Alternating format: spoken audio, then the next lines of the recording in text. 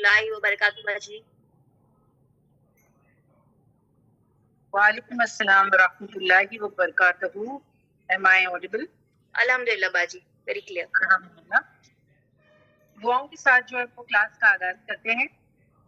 آج انشاءاللہ ہم کوشش کریں گے سورہ علم نشرہ جو ہے اس کو کمپلیٹ کرنے کی، اور انشاءاللہ جو ہے کہ ہم سورہ 3 جو ہے اس کو سٹارٹ کریں گے، اور ویری گریجولی، کیونکہ اگر آپ دیکھیں کہ سورہ علم نشرہ بھی مختصر چھوٹا سا جو ہے وہ سورہ ہے، مگر مفہوم بہت گہرا ہے اور انسان کے دل کو پریشانیوں میں بہت زیادہ جو ہے وہ سکون دیتا ہے۔ ٹھیک ہے، اسی طریقے سے سورہ 3 بھی بہت خوبصورت سورہ ہے، اور کچھ قسمیں کھائی جا رہی ہے اس میں۔ 30ویں پارے میں ہم کو سب کو پتا ہے نا، قسمیں بہت زیادہ جو ہے وہ کھائی ہے اللہ سبحانہ و تعالیٰ نے۔ اٹس ناٹ بیکاز کہ جو ہے کہ یقین نہیں، یقین تو ہے نا، ہمیں یقین دلانے کے لیے ایکچولی جو ہے یہاں پر یہ بھی دیکھا جائے تو اہل مکہ کو قسمیں کھانے کی بڑی عادت ہے۔ وہ ہر بات میں جو ہے واللہ اور پھر جو ہے قسمیں کھایا کرتے تھے۔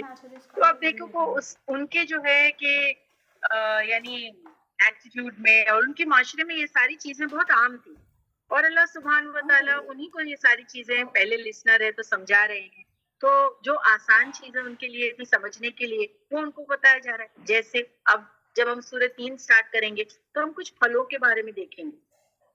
پھل بھی وہ جن سے اہل عرب یا اہل مکہ مانوس تھے، ظاہر سی بات ہے جو چیزوں سے وہ مانوس ہوں گے وہ پہلے لسنر ہے تو وہی چیز بتائی جائے گی، اس میں کوئی دوسرے آپ کو پھل نظر نہیں آئیں گے۔ ہاں، پھل نہیں ہے جن سے وہ مانوس تھے، مانوس یعنی فیملیئر، جن سے وہ فیملیئر تھے، جن سے وہ نون تھے، تو وہ ہم کو چیزیں جو ہے یہاں پر ملے گی نا، تاکہ ان کو سمجھ میں آئے وہ ہمارے پہلے لسنر تھے آف دا بک۔ اور جو پہلے لسنر اگر برابر سے جو ہے کہ قرآن کو سمجھیں گے تو پھر جو ہے کہ آخر تک کے میسج اچھی طریقے سے کنوے کر پائیں گے نا، آخر تک، کیونکہ اب قیامت تک کے یہ کتاب رہنی ہے اور کوئی رسول آنا نہیں ہے، تو میسج ہم کو کنوے کرنا ہے۔ ہم امت مسلمہ کو ہم کو میسج کنوے کرنا ہے، کیونکہ ہم امت وسط ہے، بہترین قوم۔ ہم کو قرآن نے کہا ہے کہ ہم بہترین قوم ہیں۔ اب ہم بہترین قوم تب ہوں گے جب ہم ہمارے مقصد کو پورا کریں گے، کہ اللہ نے اگر ہم کو فیوریٹ قوم کہا ہے یعنی بہترین، یا پھر جو ہے درمیانہ قوم یہ کہا ہے، تو ہم جب ہمارے مقصد کو پورا کریں گے تب جا کے ہم بہترین ہوں گے۔ سمجھ میں ہی بات؟ تو سمجھنا ہم کو پراپرلی ہے، ان سارے یہاں ٹرانسلیشن کو برابر سمجھنا ہے، تفسیر کو سمجھنا ہے، اور ہم کو ہمارے طور پر جو ہے انڈیویجول لیول بولو، ہاں اگر آپ اجتماعی لیول پہ نہیں کر سکتے تو انڈیویجول لیول پر میسج کو کنوے کرنا ہے۔ اب آپ جب سمجھیں گے تب جا کے کسی کو سمجھائیں گے نا، جب آپ خود سمجھیں گے نہیں اور جو ہے خود کنونسڈ نہیں ہوں گے تو جا کے کس کو کیسے سمجھائیں گے؟ ہاں، سو انشاءاللہ جو ہے کہ ہم پہلے سورہ علم نشرہ کو جو ہے وہ کمپلیٹ کرتے ہیں، اور انشاءاللہ پھر سورہ 3 کی طرف جائیں گے، لیکن اس سے پہلے جو ہے کہ ہم دعا پڑھ لیں۔ چلیے دعا کی سلائیڈ لگا دیجیے باجی۔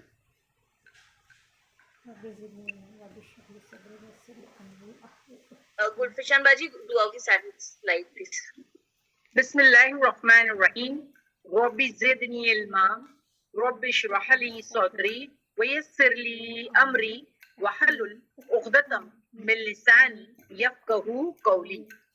اللہم فقہنا فی الدین، اللہم انی اسألک علما نافعا ورزقا طیبا وعملا متقبلا، اللہم ارنا الحق حقا وارزقنا اتباعہ وارنا الباطل باطلا وارزقنا اجتنابہ، اللہم اجعل القرآن ربیع قلبی ونور صدری وجلاء حزنی وذهاب ہمی وغمی، آمین یا رب العالمین۔ ربی ادخلنی مدخل صدق واخرجنی مخرج صدق وجلی من لدنک سلطانا نصیرا۔ السلام علیکم ورحمۃ اللہ وبرکاتہ۔ وعلیکم السلام ورحمۃ اللہ وبرکاتہ باجی۔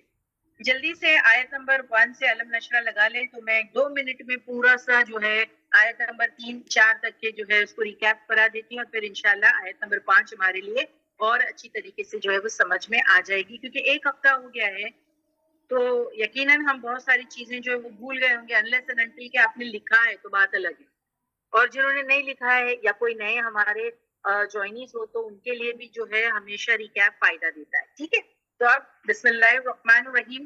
الم نشرح لک صدرک، کیا لم نہیں، نشرح ہم نے کھول دیا، لکا لیے آپ کے اے نبی، یہ لکا نبی کے لیے.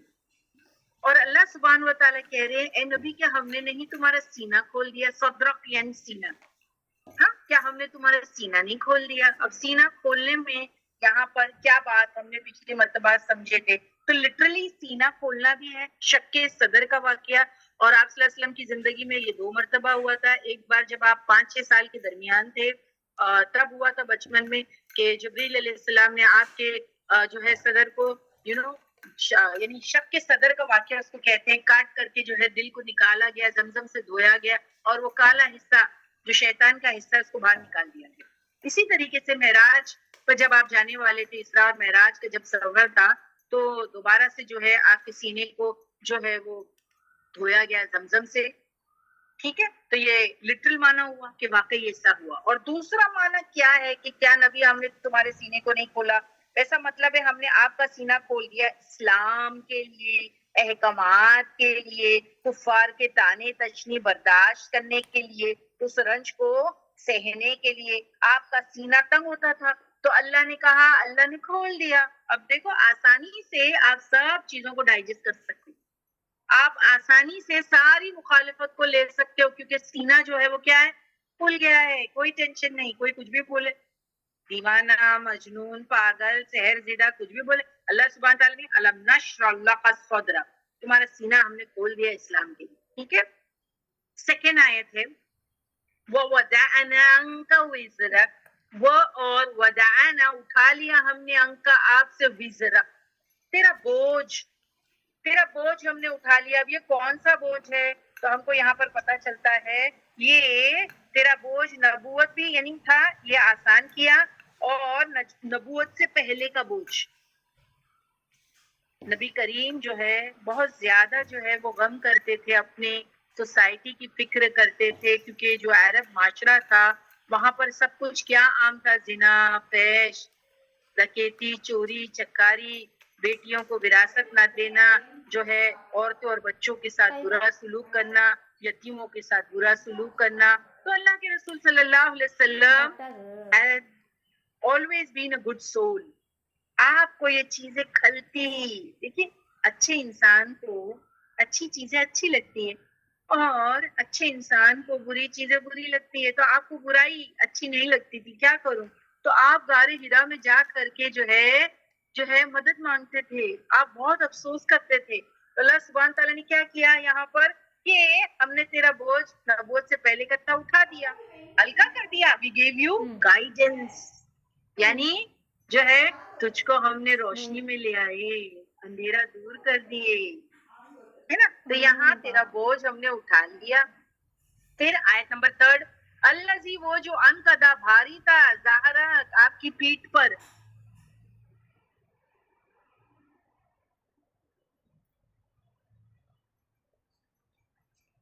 تو آپ کی یعنی کمر توڑ بوجھ تھا، اللہ نے ہلکا کر دیا.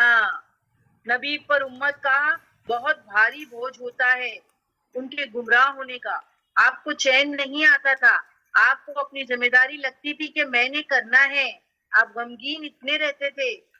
قرآن کی حالت بدلنا یعنی قوم کی حالت کو بدلنا چاہتے تھے. اس بوجھ سے اللہ نے آپ کو آزاد کر دیا، ریلیف دی.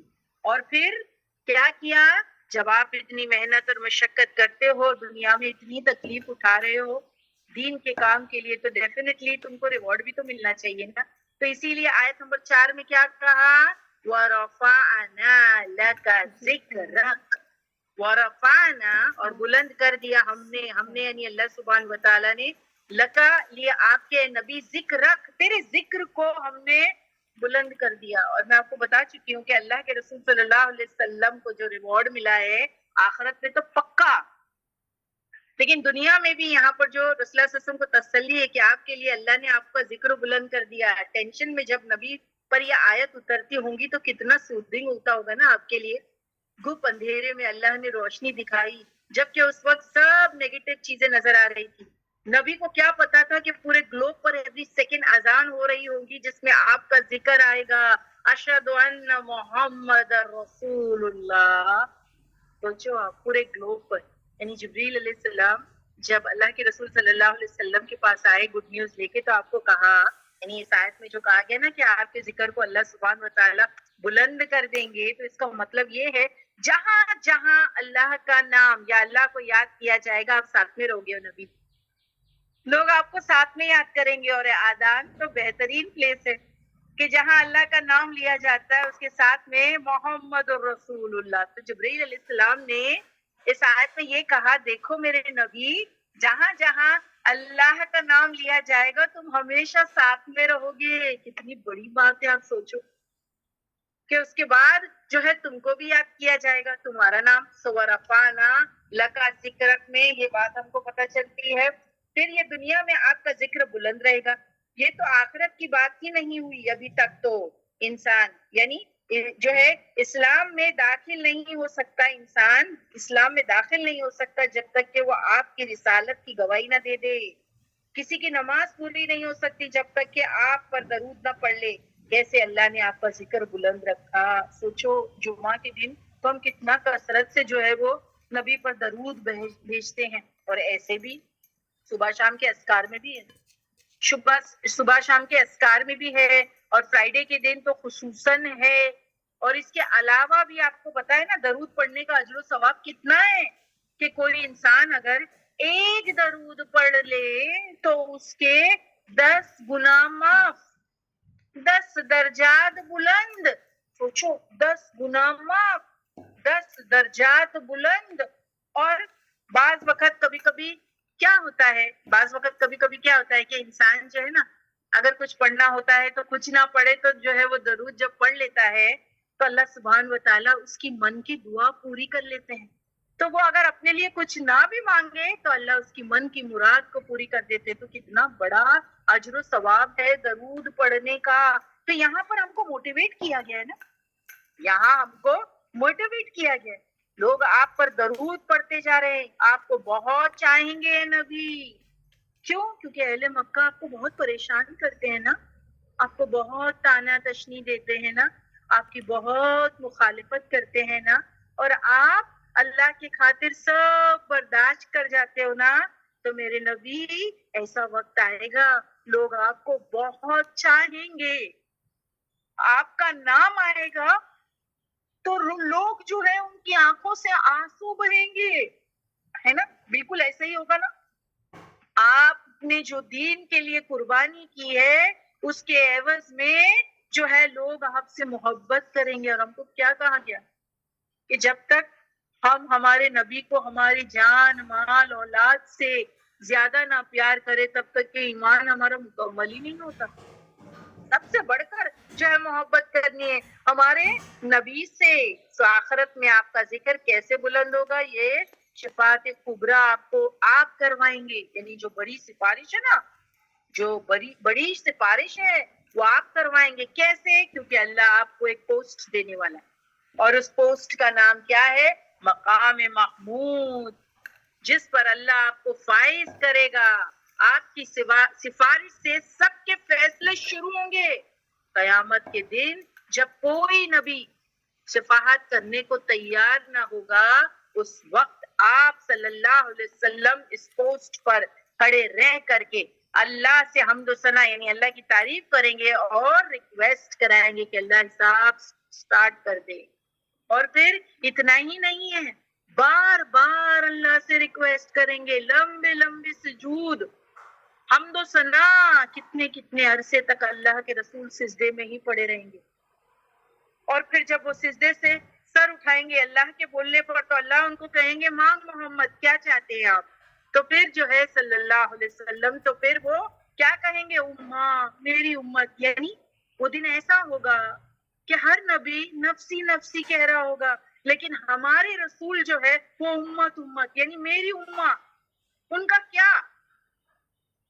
کیا. اور اللہ سبحان و تعالیٰ کی پرمیشن سے وہ ایک ایک لاٹ یا ایک ایک گروپ کو جو ہے وہ جہنم سے ریلیز کرتے جائیں گے. یعنی آپ سوچو اس دن ہمارے نبی کو کس قدر کام رہے گا. کبھی پل صراط پر کھڑے ہیں, ہے نا, کبھی جہاں پر اعمال نامے جو ہے اعمال تولے جا رہے وہاں کھڑے ہوں گے, کبھی جو ہے صرف سفارش کے لیے دوڑ بھاگ کر رہے ہوں گے, کیونکہ وہ اکٹھا سب نہیں نکلیں گے, گروہ در گروہ جو ہے نکلنے والے ہیں. تو آپ جا کر کے جو ہے وہ سفارش کریں گے ان کے لیے, اور اللہ سبحان و تعالیٰ ان کی بات مانیں گے. اور بہترین روایت جو آپ کے سامنے پچھلی مرتبہ ہم نہیں پڑھ پائے تو باجی وہ لگا دیجئے کہ وہ دن ایسا ہوگا کہ ہر انسان چاہ رہا ہوگا کہ کسی طریقے سے جو ہے وہ حساب کتاب جو ہے وہ آن کرا دیا جائے, اور حساب کتاب آن نہیں ہو رہا ہوگا. سورج جو ہے وہ سوا نیزے پر ہوگا, لوگ اپنے پسینوں میں ڈوبے ہوئے رہیں گے, اتنا کہ ان کو لگ رہا ہوگا کہ اللہ حساب کتاب شروع کرے اور کہیں تو بھی پٹک دے, یعنی کہیں تو بھی ڈال دے. اتنے پریشان ہیں, ویٹنگ کا مرحلہ بہت ڈیفیکلٹ ہوتا ہے. تو وہ پھر جو ہے ہمارے جو ہے والد آدم علیہ السلام کے پاس جائیں گے, ان سے ریکویسٹ کریں گے. آدم علیہ السلام جو ہے منع کر دیں گے کہ نہیں, آج اللہ کا قہر اور جو ہے کہ قہر اور غصہ بہت زیادہ ہے, میں ہینڈل نہیں کر سکتا. تو جو ہے پھر کس کے پاس جائیں, وہ جو ہے دوسرے نبی کے پاس بھیجیں گے, ابراہیم علیہ السلام کے پاس بھیجیں گے. پھر وہ جو ہے عیسیٰ علیہ السلام, موسیٰ علیہ السلام کے پاس بھیجیں گے. پھر وہ عیسیٰ علیہ السلام کے پاس بھیجیں گے. عیسیٰ علیہ السلام محمد رسول اللہ صلی اللہ علیہ وسلم کے پاس لوگوں کو بھیجیں گے. اور پھر رسول اللہ صلی اللہ علیہ وسلم کہیں گے میں یہ کام کرنے والا ہوں, ہاں یہ میرا کام ہے, میں کروں گا. اور پھر اللہ کے رسول صلی اللہ علیہ وسلم اللہ سے سفارش کروا کے گروہ در گروہ جو ہے ان کو چھڑائیں گے جہنم سے. اور وہ روایت آپ کے سامنے. سمینہ پلیز اس کو پڑھ دیجیے. باجی narrated Mabad bin Hilal al-Anisbi, that is, some people from Basra gathered and went to Anas bin Malik, and we went in company with Tabit al-Bunani, so that he might ask him about the hadith of intercession on our behalf. Behold, Anas was in the place, and our arrival coincided with his Doha prayer. We asked permission to enter, and he admitted us while he was sitting on his bed. We said to Tabit, do not ask him about anything else first but the hadith of intercession. He said, O Abu Hamza, there are your brethren from Basra coming to ask you about the hadith of intercession. Anas then said, Muhammad sallallahu alaihi wasallam talked to us saying, on the day of resurrection, people will surge with each other like waves, and then they will come to Adam alayhi salam, and say, please intercede for us with our Lord. He will say, I am not fit for that, but you did better go to Ibrahim alayhi salam, and he is the Khalifa of the beneficent. They will go to Ibrahim alayhi salam, and he will say, I am not fit for that, but you do better go to Musa alayhi salam, as he is one of whom Allah spoke directly. So they will go to Musa alayhi salam, and he will say, I am not fit for that, but you did better go to Isa alayhi salam, that is Jesus, as he is the soul created by Allah and his word. Be and it was. They will go to Isa alayhi salam, Jesus, and he will say, I am not fit for that, but you did better go to Muhammad sallallahu alaihi wasallam. They would come to me, and I would say, I am for that. I'll repeat, I am for that, Muhammad sallallahu alaihi wasallam will say. Then I will ask for my Lord permission, and it will be given, and then he will inspire me to praise him, and with such praises as I do not know now.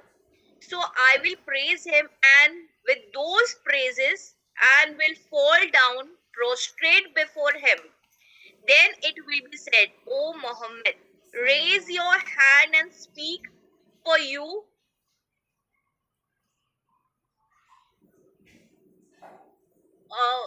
One second, Baji.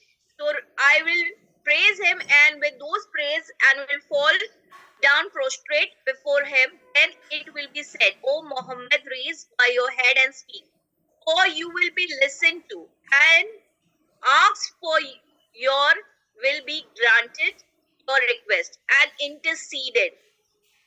For your intercession will be accepted. I will say, O Lord, my followers, and then it will be said, go and take out of hell fire all those who have faith in the heart, equal to the weight of barley grain. I will go and do so, and return and praise him with the same praises, and fall down prostrate before him. Then it will be said, Oh, Paji, next slide, please.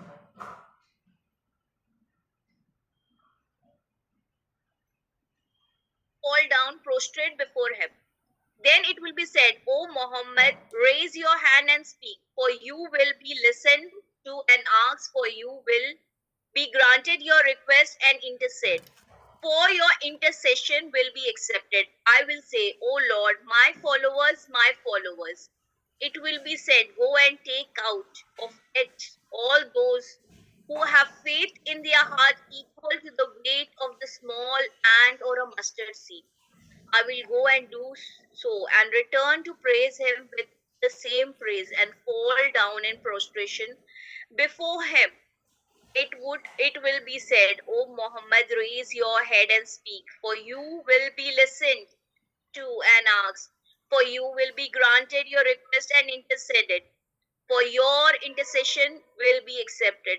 I will say, O Lord, my followers. Then he will say, go and take out all those in those whose heart there is a faith, even to the lightest mustard seed. Take them out of the fire. I will go and do so. When we left Anas, I said to some of my companions, let pass to Al Hassan, who is hiding himself in the house of Abi Khalifa, and request him to tell us what Anas bin Malik has told us. So we went to him, and we greeted him, and he admitted us.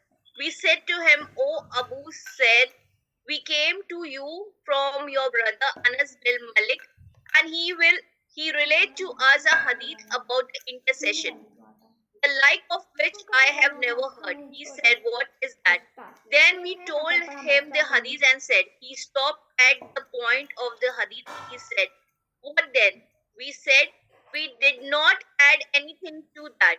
He said, Anas related to the hadith to me 20 years ago when he was young fellow. I don't know whether he forgot, or if he did not like to you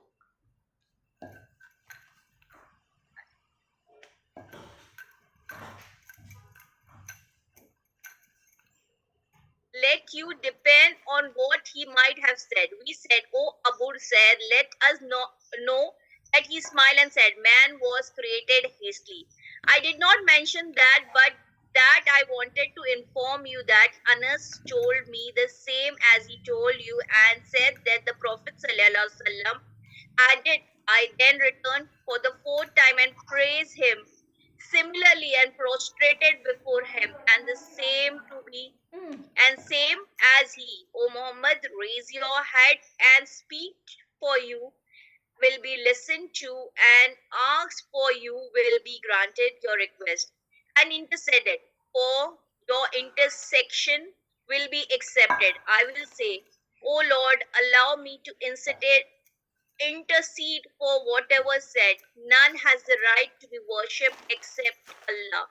Then Allah will say, by my power and my majesty and my supremacy and my greatness, I will take out of hell fire whoever said, none has the right to be worshipped except Allah. La ilaha illallah. Allahu Akbar. یہاں پر جو last کا حصہ ہے باجی نے ابھی آپ کو جو پڑھ کر اتنا ایفرٹ کے ساتھ میں بتایا، اور ہم اس کو پڑھنے کو کیوں کہتے ہیں، کیونکہ دیکھیے آنکھوں نے دیکھا ہے، کانوں نے سنا ہے، دونوں چیزیں ہو جاتی ہے، آڈیو ویژول، اور پھر میں بھی اس کو سمپلیفائی کر کے آپ کو بتا دیتی ہوں. تو بہت لمبی حدیث ہے جو میں نے آپ کو بتایا، اس میں تھوڑا سا ایڈیشن ہے یہاں پر کہ جو راوی تھے اس یعنی روایت کی، وہ جو لوگوں کو بتا رہے تھے کہ انٹرسیشن کے دن اللہ کے رسول صلی اللہ علیہ وسلم جو ہے یعنی قیامت کے دن کیسے جو ہے وہ انٹرسیڈ کریں گے اپنی امت کے لیے. تو جو لاسٹ ہے جس نے پہلے جو ہے نا 20 سال پہلے یہ روایت کسی اور سے بتایا تھا، اور وہ لوگ جا کے انہیں کو یہ روایت بتا رہے تھے، انہوں نے کہا جس نے تم کو بتایا وہ شاید بھول گیا. جس نے مجھے 20 سال پہلے یہ بات بتائی تھی اس نے مجھے اس وقت یہ کہا تھا کہ رسول اللہ صلی اللہ علیہ وسلم دوبارہ یعنی بار بار جائیں گے نا اللہ کے پاس، اور ایک ایک لوٹ کر کے لوگوں کو جہنم سے نکالیں گے، تو اللہ سبحانہ تعالیٰ ان کو کیا کہیں گے کہ جاؤ جس کے دل میں رائے کے دانے برابر بھی ہے اگر ایمان تو ان کو نکالو، اس سے بھی کم ہے تو ان کو بھی نکالو. ایسے یعنی کتنے چکر ہوں گے نبی کریم کے. تو یہ جو چوتھا چکر ہوگا اس میں جو ہے رسول اللہ صلی اللہ علیہ وسلم ریکویسٹ کریں گے اپنی امہ کے لیے، تو اللہ سبحانہ و تعالیٰ ان کو کہیں گے کہ جس نے بھی یہ کلمہ پڑھا ہے لا الہ الا اللہ، ٹھیک ہے، اسی کے بارے میں یہاں پر بات ہو رہی ہے. اگر آپ دیکھیں allow me to intercede یعنی لاسٹ کا جو حصہ ہے، اللہ will say by my power and my majesty and my supremacy and by greatness I will take out of hellfire whoever said none has the right to be worshipped except Allah. یعنی جس نے لا الہ یہ کلمہ پڑھا ہے جاؤ ان سب کو جا کے نکال لو، ان کو جنت میں ڈالو، یعنی ان کو آگ میں سے نکال لو. یہ بات ہو رہی ہے یعنی اس کلمے کا کتنا وزن ہے آپ سوچو، کیا یعنی اس کا ویلیو ہے ایمان والوں کی کہ جو کلمہ گو ہے وہ ہمیشہ ہیل فائر میں نہیں رہے گا. آپ نے سنا ہوگا یہ بات، اللہ کے رسول صلی اللہ علیہ وسلم کی سفارش سے وہ نکال لیے جائیں گے، اور ہم جب یہ بات سنتے ہیں نا کہ وہ ہمیشہ نہیں رہے گا، کیوں؟ کیونکہ یہاں اللہ کی مرضی ہے کہ جس نے بھی وہ کلمہ پڑھا ہے وہ ہمیشہ ہمیشہ نار میں نہیں رہے گا. یہ بات کیا آپ کو پتہ چلتی ہے. تو یہ جو ہے اس کو کہتے ہیں سفارت یعنی شفاعت کبریٰ. تو آپ کریں گے اللہ کے رسول صلی اللہ علیہ وسلم، اور مقام محمود پر اللہ آپ کو فائز کریں گے. سمجھ میں ایک بات. اور ہم نے سورہ بنی اسرائیل کی آیت نمبر 79 دیکھی تھی اس کے بعد میں کہ آپ کو وہ پوسٹ ملے گی جہاں پر آپ جو ہے کھڑے رہ کر کے اپنی امت کے لیے سفارش کریں گے. Can please somebody put that سورہ بنی اسرائیل آیت 79. وہ اس سے پہلے ہے اس کے بعد I don't know مگر ہے ضرور. یس وَمِنَ اللَّيْلِ فَتَهَجَّدْ بِهِ نَافِلَةً لَكَ عَسَىٰ أَن يَبْعَثَكَ رَبُّكَ مَقَامًا مَحْمُودًا. کہ جو وہ تم رات میں تہجد پڑھتے ہو تمہارے لیے ایک ایکسٹرا نائٹ پریئر ہے، ٹھیک ہے، اور ممکن ہے کہ اس کی وجہ سے اللہ تم کو جو ہے وہ فائز کر دے اس پوسٹ پر جس کو کہتے ہیں مقام محمود.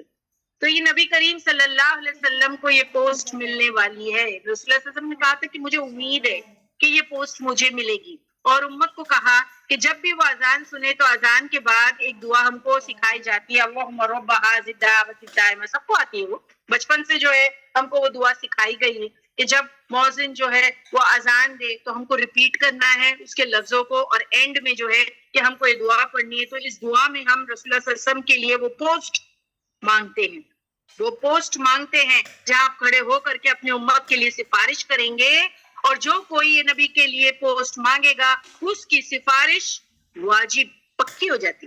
سمجھ میں آئی بات؟ الحمدللہ یہ ہے ہمارے نبی. تو یہ ہے کہ اللہ نے دنیا اور آخرت میں ان کے جو ہے کہ مقام کو اور ان کے جو ہے کہ درجوں کو جو ہے وہ بلند کیا.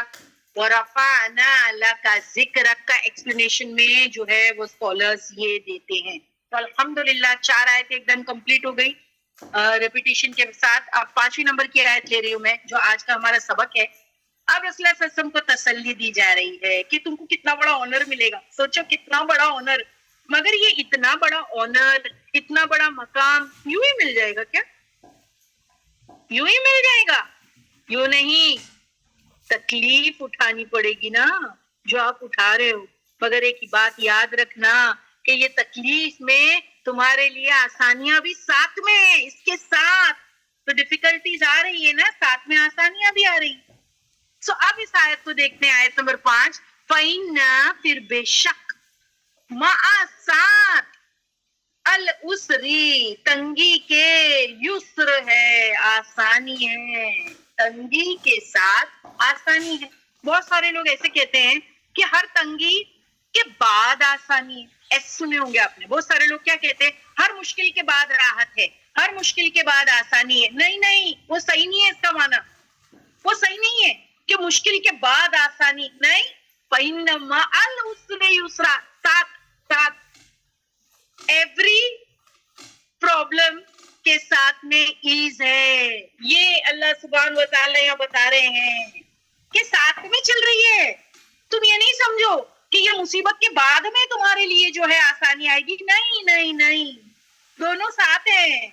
مصیبت آئی, اس کے ساتھ میں آسانی بھی ہوتی جاتی ہے. واقعی ایسا ہوتا ہے, واقعی ایسا ہوتا ہے. جو میں نے ابھی آپ کو یہاں پر بات بتایا, انشاءاللہ اس کو خلاصہ کروں گی. ہر تنگی کے ساتھ آسانی ہے. بعد آسانی ایسے لوگ کہتے ہیں, ہر تنگی کے بعد آسانی ایسے لوگ کہتے ہیں. اللہ کہتے ہیں ہر تنگی کے ساتھ, کیونکہ ورڈ آ گیا مَعَ فَإِنَّ مَعَ, ہر پریشانی کے ساتھ آسانی بھی چلتی رہتی ہے ساتھ میں. بعد آسانی نہیں, ساتھ آسانی ہے. سمجھ میں آ رہی ہے بات؟ کیا میری بات آپ تک پہنچ رہی ہے کہ ہر تنگی کے ساتھ آسانی ہے؟ تو جب انسان جب وہ پرابلم میں جوجھتا رہتا ہے نا, تو ایکچولی اس کے لیے آسانیاں بھی ہوتی رہتی ہے. ارے ورنہ وہ مر جائے گا. ذرا سوچو, اگر اس کو راحت نہیں ملے گی, آسانی نہیں ملے گی, تو وہ اس پریشانی سے جوجھ بھی نہیں سکتا. He cannot struggle اگر اس کو ذرا بھی راحت نہیں ملے گی. How is it possible? It's not possible. تو اللہ سبحانہ و تعالیٰ says جیسی مشکل آتی ہے اس کے ساتھ اللہ آسانی بھی دیتے جاتے ہیں. تو ہر تنگی کے ساتھ آسانی ہے, بعد آسانی ایسا لوگ کہتے ہیں. سمجھ میں آئی بات؟ اٹس ایکچولی ہر تنگی کے ساتھ آسانی ہے. پر انسان جو ہے نا, اس کو یہ بات کیوں نہیں سمجھ میں آتی پتہ ہے؟ کیونکہ وہ اپنی اس مصیبت, اتنی پریشانی اور عسر میں اتنا غرق ہوتا ہے.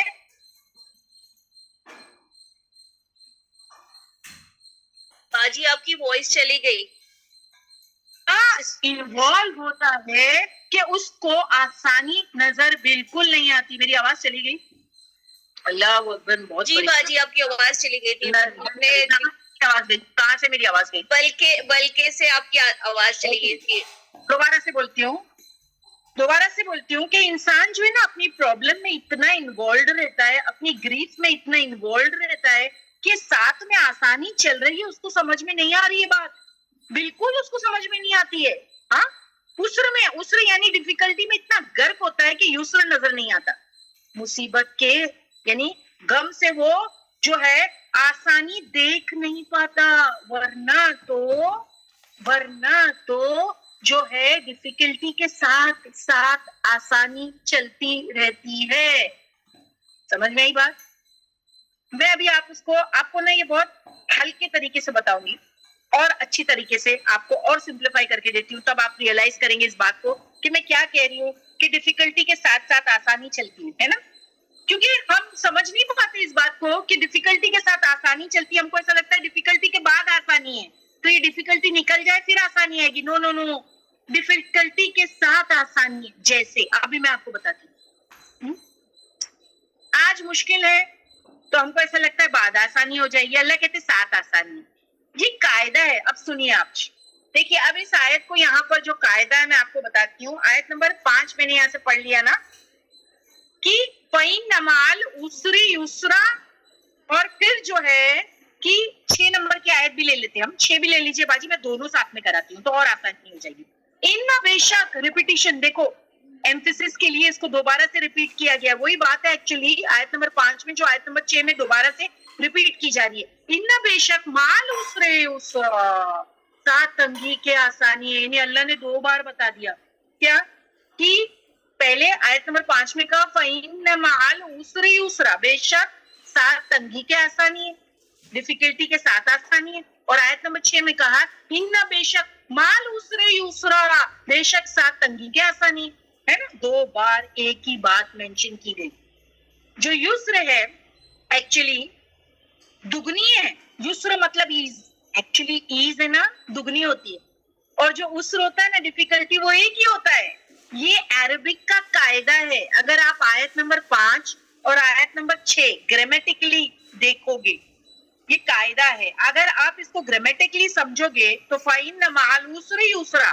آپ دیکھیے عسر کے ساتھ میں ال ہے، پھر ان مال العسر یسرا ہے نا، ال ہے، اسرے کے ساتھ ال ہے. تو یہ عربک کا قاعدہ ہے کہ ڈیفیکلٹی مطلب ایک ہے اور آسانی دو. اللہ سبحان و تعالیٰ کا یہ طریقہ ہے کہ جب ایک مصیبت آتی ہے تو دو آسانی ہوتی ہے، اور ہم اس کو ریئلائز نہیں کرتے. ہم اس کو بالکل بھی ریئلائز نہیں کرتے کیونکہ ہمارا دماغ جو ہے نا ڈیفیکلٹی میں گڑا رہتا ہے. ہم کو آسانی سمجھ میں نہیں آتی ہے. اللہ کہتے ہیں میں ڈیفیکلٹی لا رہا ہوں، میں لاؤں گا ڈیفیکلٹی، لیکن اس کے ساتھ دو آسانی دوں گا تمہیں. دو تو یسر دگنی ہے، آسانی دگنی ہے، اسر ایک ہے، اسر ایک آسانی دگنی. اتنی بات آپ کو صرف گرامیٹکلی سمجھ میں آئی. دیکھیے اگر میں گرامیٹکلی آپ کو سمجھاؤں گی اور ڈیپتھ میں تو آپ کو بالکل سمجھ میں نہیں آئے گا. اسی لیے میں نے اس کو آسانی سے کہا کہ جب اللہ سبحانہ و تعالیٰ ہماری زندگی میں پریشانی دیتے نا تو پریشانی ہوتی 1%، 1% پریشانی ہوتی ہے، اور جو ایز ہوتی ہے وہ 2% ہوتی ہے. سمجھ میں آئی بات؟ دگنی ہوتی ہے اس کی. یا آپ لیں گے 50% اگر ڈیفیکلٹی ہے تو 100% اللہ آسانی کر دیں گے، اس کے ساتھ 100% آسانی چلتی ہے. I think this is much better to understand کہ اگر 50% تکلیف ہے تو 100% آسانی. میں اس کو سمجھاتی ہوں دوبارہ سے. دیکھیے ہم دیکھیں تو زیادہ اگر آپ دیکھیں ہماری زندگی کا حصہ تندرستی میں گچ جاتا ہے نا. ہم دیکھیں تو زیادہ تندرست ہوتے ہیں. صحیح ہے؟ دیکھیں ہم دیکھیں تو زیادہ تندرست ہوتے ہیں الحمدللہ. کبھی کدار بیمار ہو جاتے ہیں، کبھی کدار بیمار ہو جاتے ہیں. تو پریشانی کبھی کدار آتی ہے، لیکن زیادہ تر تو آسانی ہوتی ہے آپ کی زندگی میں. ایک معنی تو یہ ہے. Have you got that? What I'm trying to say?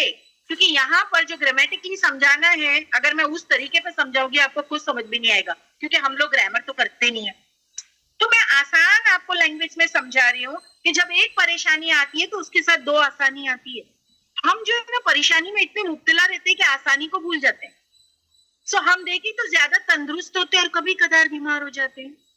سو عام روزمرہ زندگی میں ہم زیادہ اچھے حال میں ہوتے ہیں. اسی طرح ہمارے لیے آسانیاں زیادہ ہے اور مشکلات کی نسبت مشکلات کم ہے. صحیح ہے نا؟ صحیح ہے یا نہیں؟ اسے الحمدللہ. دیکھیے اگر ہم ایسی غلط جو ہے کمپلین کریں گے اللہ سے that's not right، کیونکہ اللہ knows کہ زیادہ تر ہم اچھے حالات میں ہی رہتے ہیں اور کبھی کدار جو ہے وہ مشکل اور پریشانیاں آ جاتی، لیکن اس کے ساتھ اللہ کہتے ہیں کہ میں 2 عزت بھی دیتا ہوں تم کو. اور واقعی ایسا ہو جاتا ہے. کوئی ایسی مشکل اور پریشانی مالی دیکھ لو، آپ دیکھو ان ایکسپیکٹڈ طریقے سے اللہ آپ کے رزق کو کہیں سے بڑھا دے گا. آپ کو جو آپ کا لاس ہوا اس کو کمپنسیٹ ان ایکسپیکٹڈ طریقے سے کر دے گا. آپ کا ایک جگہ سے لاس ہوا، اللہ سبحانہ و تعالیٰ اس کی بھرپائی دوسری جگہ سے کر دے گا. ہمیشہ دھیان رکھے. مگر پرابلم کیا ہوتا ہے نا، ہماری نگاہ تو ایک ہی جگہ ٹکی ہوئی ہے نا. ہم کو تو صرف وہ لاس ہی دکھ رہا ہے، مگر دوسری جگہ سے جو تمہاری بھرپائی ہوئی اس کا کیا؟ یس یہاں ہے ان الانسان اللہ کا پورا بڑا ناشکرا ہے، اس کو سمجھ میں نہیں آتی. اور ویسے یہ زندگی میں یہ ہارڈ شپس ہے اور ویسے یہ زندگی ٹیسٹ ہے، تو یہ تو آتے رہے گا، لیکن زیادہ تر تو تم اچھے ہی حالات میں رہتے ہو نا. تو فَإِنَّ مَعَ الْعُسْرِ يُسْرًا، إِنَّ مَعَ الْعُسْرِ يُسْرًا. یس ڈیفیکلٹی ہے پروفٹ، مگر اس کے ساتھ میں آسانی بھی چل رہی ہے. تم زیادہ اچھے حال میں ہوں گے. اور واقعی رسول اللہ صلی اللہ علیہ وسلم کے حال مدینہ میں آ کر کتنے سدھر گئے مسلمانوں کے حال، اور ساری چیزیں جو ہے ان کے لیے کتنی آسان ہو گئی. اور اگر میں بتاؤں آپ کو کہ اسر سے گزر کے یسر آتی ہے، ایک اور طریقہ، اسر سے گزر کے یسر آتی ہے. صحیح ہے؟ سب سے بڑی جنت ہے نا، سب سے بڑی نعمت جنت ہے، وہ اسر سے گزر کے آئے گی. کیونکہ جو لوگ اس پل صراط کو کراس کریں گے، جنت میں جانے کا جو راستہ ہے وہ جہنم نیچے ہے، اس سے گزر کے ہی جنت میں جانا پڑے گا آپ کو. اگر آپ کو جنت میں جانا ہے تو جہنم کے راستے سے ہو کر ہی جانا پڑے گا. تو دیکھیے آپ کو ایز ملے گی، مگر پھر دشواری والے حالت سے پاس کرو گے تب ایز ملے گی، تب آپ کو ایز ملے گی. تو یا اللہ کے رسول کو سمجھایا جا رہا ہے کہ دیکھو ورفان اللہ کا ذکر، تم کو وہ ساری چیزیں ملے گی، دنیا اور آخرت میں ملے گی، بٹ ڈیفیکلٹیز آئے گی. اور یہ مت بھولو میرے نبی، ڈیفیکلٹی کے ساتھ تم کو ایز ملتے جائے گی. آسانی ملتے جائے گی. سمجھ میں آئی بات؟ ساتھ ساتھ اور صحیح. یہ بہت بڑی چیز ہے انسان کو سمجھنے کے لیے, بہت بڑی چیز ہے. جس کا سینہ کھل گیا ہے نا اسلام کے لیے, وہ اس چیز کو بے حد اچھی طریقے سے سمجھ لے گا. پرابلم آئی ہے, دیکھو انسان اس پرابلم میں نا ایز بھی اس کو ملتے جاتی ہے. اگر آپ کوئی ہارڈ شپ میں اٹکے ہوئے ہیں, اللہ سبحانہ و تعالیٰ آپ کو 100% اس کے غم میں نہیں انوالو رکھے گا. آپ کو آسانی بھی, ریلیف بھی ساتھ میں ملتے جائے گی. جیسے میں آپ کو بتاتی ہوں, ایگزامپل بیسٹ آپ کو دیتی ہوں. حضرت مریم پر کتنی بڑی اسر آئی تھی. ایسے تو ہمارے حال نہیں, مگر میں آپ کو یہاں پر دیتی ہوں. حضرت مریم پر کتنی بڑی اسر آئی تھی. سوچو, پاک دامن عورت تھی. اور انہوں نے سورہ مریم میں کیا کہا تھا کہ جب جبرائیل امین نے ان کو خوشخبری دی تھی اولاد کی, تو انہوں نے کیا کہا تھا, کاش میں بھولی بسری ہوتی. بھولی بسری یعنی میں مر جاتی, کاش میں بھولی بسری, میں نوٹسیبل عورت ہوں. مجھے لوگ جانتے ہیں, ہیکل سلیمانی میں مجھے جو ہے تربیت ملی ہے. میں ایک واحد عورت ہوں جس کو چانس ملا ہے کہ یعنی وہاں پر صرف مرد حضرات جا کر کے جو ہے تربیت لے سکتے تھے, تعلیم لے سکتے تھے. لیکن مجھے جانے کا موقع ملا. میں نے وہاں سے جو ہے یعنی میری کتنی ناموری, میری کتنی عزت, اور پھر یہ اللہ کتنی بڑی اسرت تھی, کتنی بڑی ڈیفیکلٹی. پاک دامن عورت تھی, خاندانی عورت تھی. یاد ہے نا کیا کہا تھا بنی اسرائیل نے جب وہ عیسیٰ علیہ السلام کو گود میں اٹھا کر کے بنی اسرائیل کی طرف آئی, تو انہوں نے کیا کہا تھا, اے بیٹی کس کی, عمران کی, اور اے بہن ہارون کی, یہ کیا کر کے آئی ہو تم تو اتنے اچھے خاندان کی ہو, اور یہ بچہ کہاں سے لے آئی. یعنی انہوں نے ان کو جو ہے نعوذ باللہ ولد الزنا جو ہے وہ قرار دیا ہے عیسیٰ علیہ السلام کو, ہے نا. اللہ نے عیسیٰ ابن, کیسے پھر اللہ نے آسانی کی, بتاؤ کوئی مجھے بتائے گا اللہ نے کیسے آسانی کی, ان کے لیے کیسے آسانی کی. کہ اللہ سبحانہ و تعالیٰ نے جو بچے عیسیٰ ابن مریم جو اتنے چھوٹے تھے, جسٹ بورن, کچھ گھنٹے ہی گزرے تھے, اور پھر انہوں نے اپنی ماں کا بہتان خود دھو دیا. کیسے, بول پڑا بچہ, چھوٹا بچہ. یس, شیما باجی was the first one to answer. Correct, exactly correct. کہ کیسا بہتان دھو دیا اللہ نے, کتنی آسانی کر دی, تیرے کچھ بھی نہیں بولنا پڑے گا. دیکھو نا, آپ کچھ نہیں بولنا پڑے گا نا. اللہ سبحانہ و تعالیٰ نے حضرت مریم کو کیا کہا تھا کہ جب تم بنی اسرائیل کی طرف جاؤ گی تو تم چھپ کا روزہ ہی رکھ لو, سب سے بیسٹ. کیوں, کس کو جواب دیتی پھرو گی, لوگ تو پوچھیں گے, اور وہ 1000 تانے ماریں گے, اور 1000 کس کو ایکسپلین کرتے بیٹھو گی, اور ایکسپلینیشن دو گی کیا, کیسے ایکسپلین کرو گی. تو سب سے بیسٹ کیا ہے, اپنا منہ بند کر لو, چھپ کر روزہ رکھ لو. اور پھر اللہ نے جو آسانی کی کہ بچہ ہی جو ہے وہ بول پڑا گہوارے سے, اور انہوں نے کہہ دیا کہ میں کون ہوں, میں تو عبداللہ ہوں. اور پھر انہوں سب چیزیں جو اپنی ماں کے بارے میں سارا بہتان مٹا دیا اللہ نے بچے کے ذریعے. تو کیا ہو گئی, آسانی. وہ ڈیفیکلٹی کے ساتھ آسانی ساتھ میں چل رہی تھی. سوچو, چھوٹا بچہ لے کر کے جب بنی اسرائیل کی طرف جا رہی ہوگی تو کتنی ڈیفیکلٹی تھی نا. تو وہ جو ہے اتنی بڑی اسر کے ساتھ میں بچہ چھوٹا یسر, سوچو نا, چھوٹا بچہ ہاتھ میں, وہ تھی آسانی جو اپنے ساتھ لے کے چل رہی تھی وہ. الحمدللہ یہ ہو گئی بات. تو پھر بالکل ڈرنا نہیں. اوکے, آپ دوسرا ایگزامپل دیتے ہیں. اب دیکھیے, یہ میری تفسیر کا حصہ نہیں تھا, but since I am getting answers, اور شیما باجی نے بھی اس کو یہاں پر اور الیبریٹ کیا ہے کہ اگر اسی طریقے سے آپ دیکھیں کہ حضرت موسیٰ کے بارے میں اگر آپ دیکھیں, چھوٹے سے بیبی موسیٰ, کتنے چھوٹے, 2 یا 3 دن کے تھے, اور اللہ نے القا کیا موسیٰ کی طرف کہ جا بچے کو تابوت میں ڈال, اور تابوت کو جو ہے دریائے نیل میں چھوڑ دے. کتنی بڑی اسر, اللہ اکبر. ماں کو کہا جا رہا ہے بچے کو تابوت کے اندر ڈال کے سمندر میں پھینکا جا, اور اللہ سبحانہ تعالیٰ نے کہا ڈونٹ وری, اس کے ساتھ ایز چلے گی, ہے نا, کیونکہ ان مع العسر یسرا, ان مع العسر یسرا, ڈیفینیٹلی اس کے ساتھ ایز چلے گی. اور بچہ جو ہے وہ سمندر کا پانی اس کو لے گیا حضرت آسیہ کے پاس, بہن جو ہے فالو کرتی گئی, ٹھیک ہے. اور اللہ نے کیا کہا, بالکل ڈرنا نہیں, اللہ توکل چھوڑ دے, میں اس کو نبی بناؤں گا, اور یہ بھی سوچ لے تیرے پاس لاؤں گا, بچہ دلاؤں گا, اور کیا ہوا پھر؟ چھوٹے بیبی موسیٰ رونے لگ گئے. ہاں، اور پھر بہن ماں چھپ کے سب کھڑی دیکھ رہی تھی. اور پھر کیا ہوا کہ حضرت آسیہ نے جو ہے وہ دودھ پلانے والیوں کو بلانا سٹارٹ کیا دائی کا، مگر اللہ نے ساری دائیوں کی چھاتی جو ہے حضرت موسیٰ کے لیے حرام کر دی تھی. آپ سوچے کسی کا دودھ نہیں پی رہے ہیں، کیونکہ اللہ نے پرومس کیا ہے ماں سے دودھ تیرا ہی پلاؤں گا، تیرا ہی دودھ پلاؤں گا. اور پھر جو ہے بہن نے بتایا حضرت آسیہ کو، کیا میں تم کو ایک گھر بتاؤں، ایک عورت بتاؤں جو اس بچے کی پرورش اچھی کرے گی، اچھی دائی بنے گی. تو انہوں نے کہا جاؤ امیڈیٹلی لے کر آؤ. اور پھر ماں کے گود میں بچہ دے دیا گیا، بچے نے دودھ پی لیا اور پلس اجرت دلوائی. سوچو یہ ہے حال کہ دودھ بھی پلایا اور اس کی اجرت بھی وصول کر لی، اور ماں کی کلیجے کو ٹھنڈک ہو گیا. تو یہ کیا ہوا؟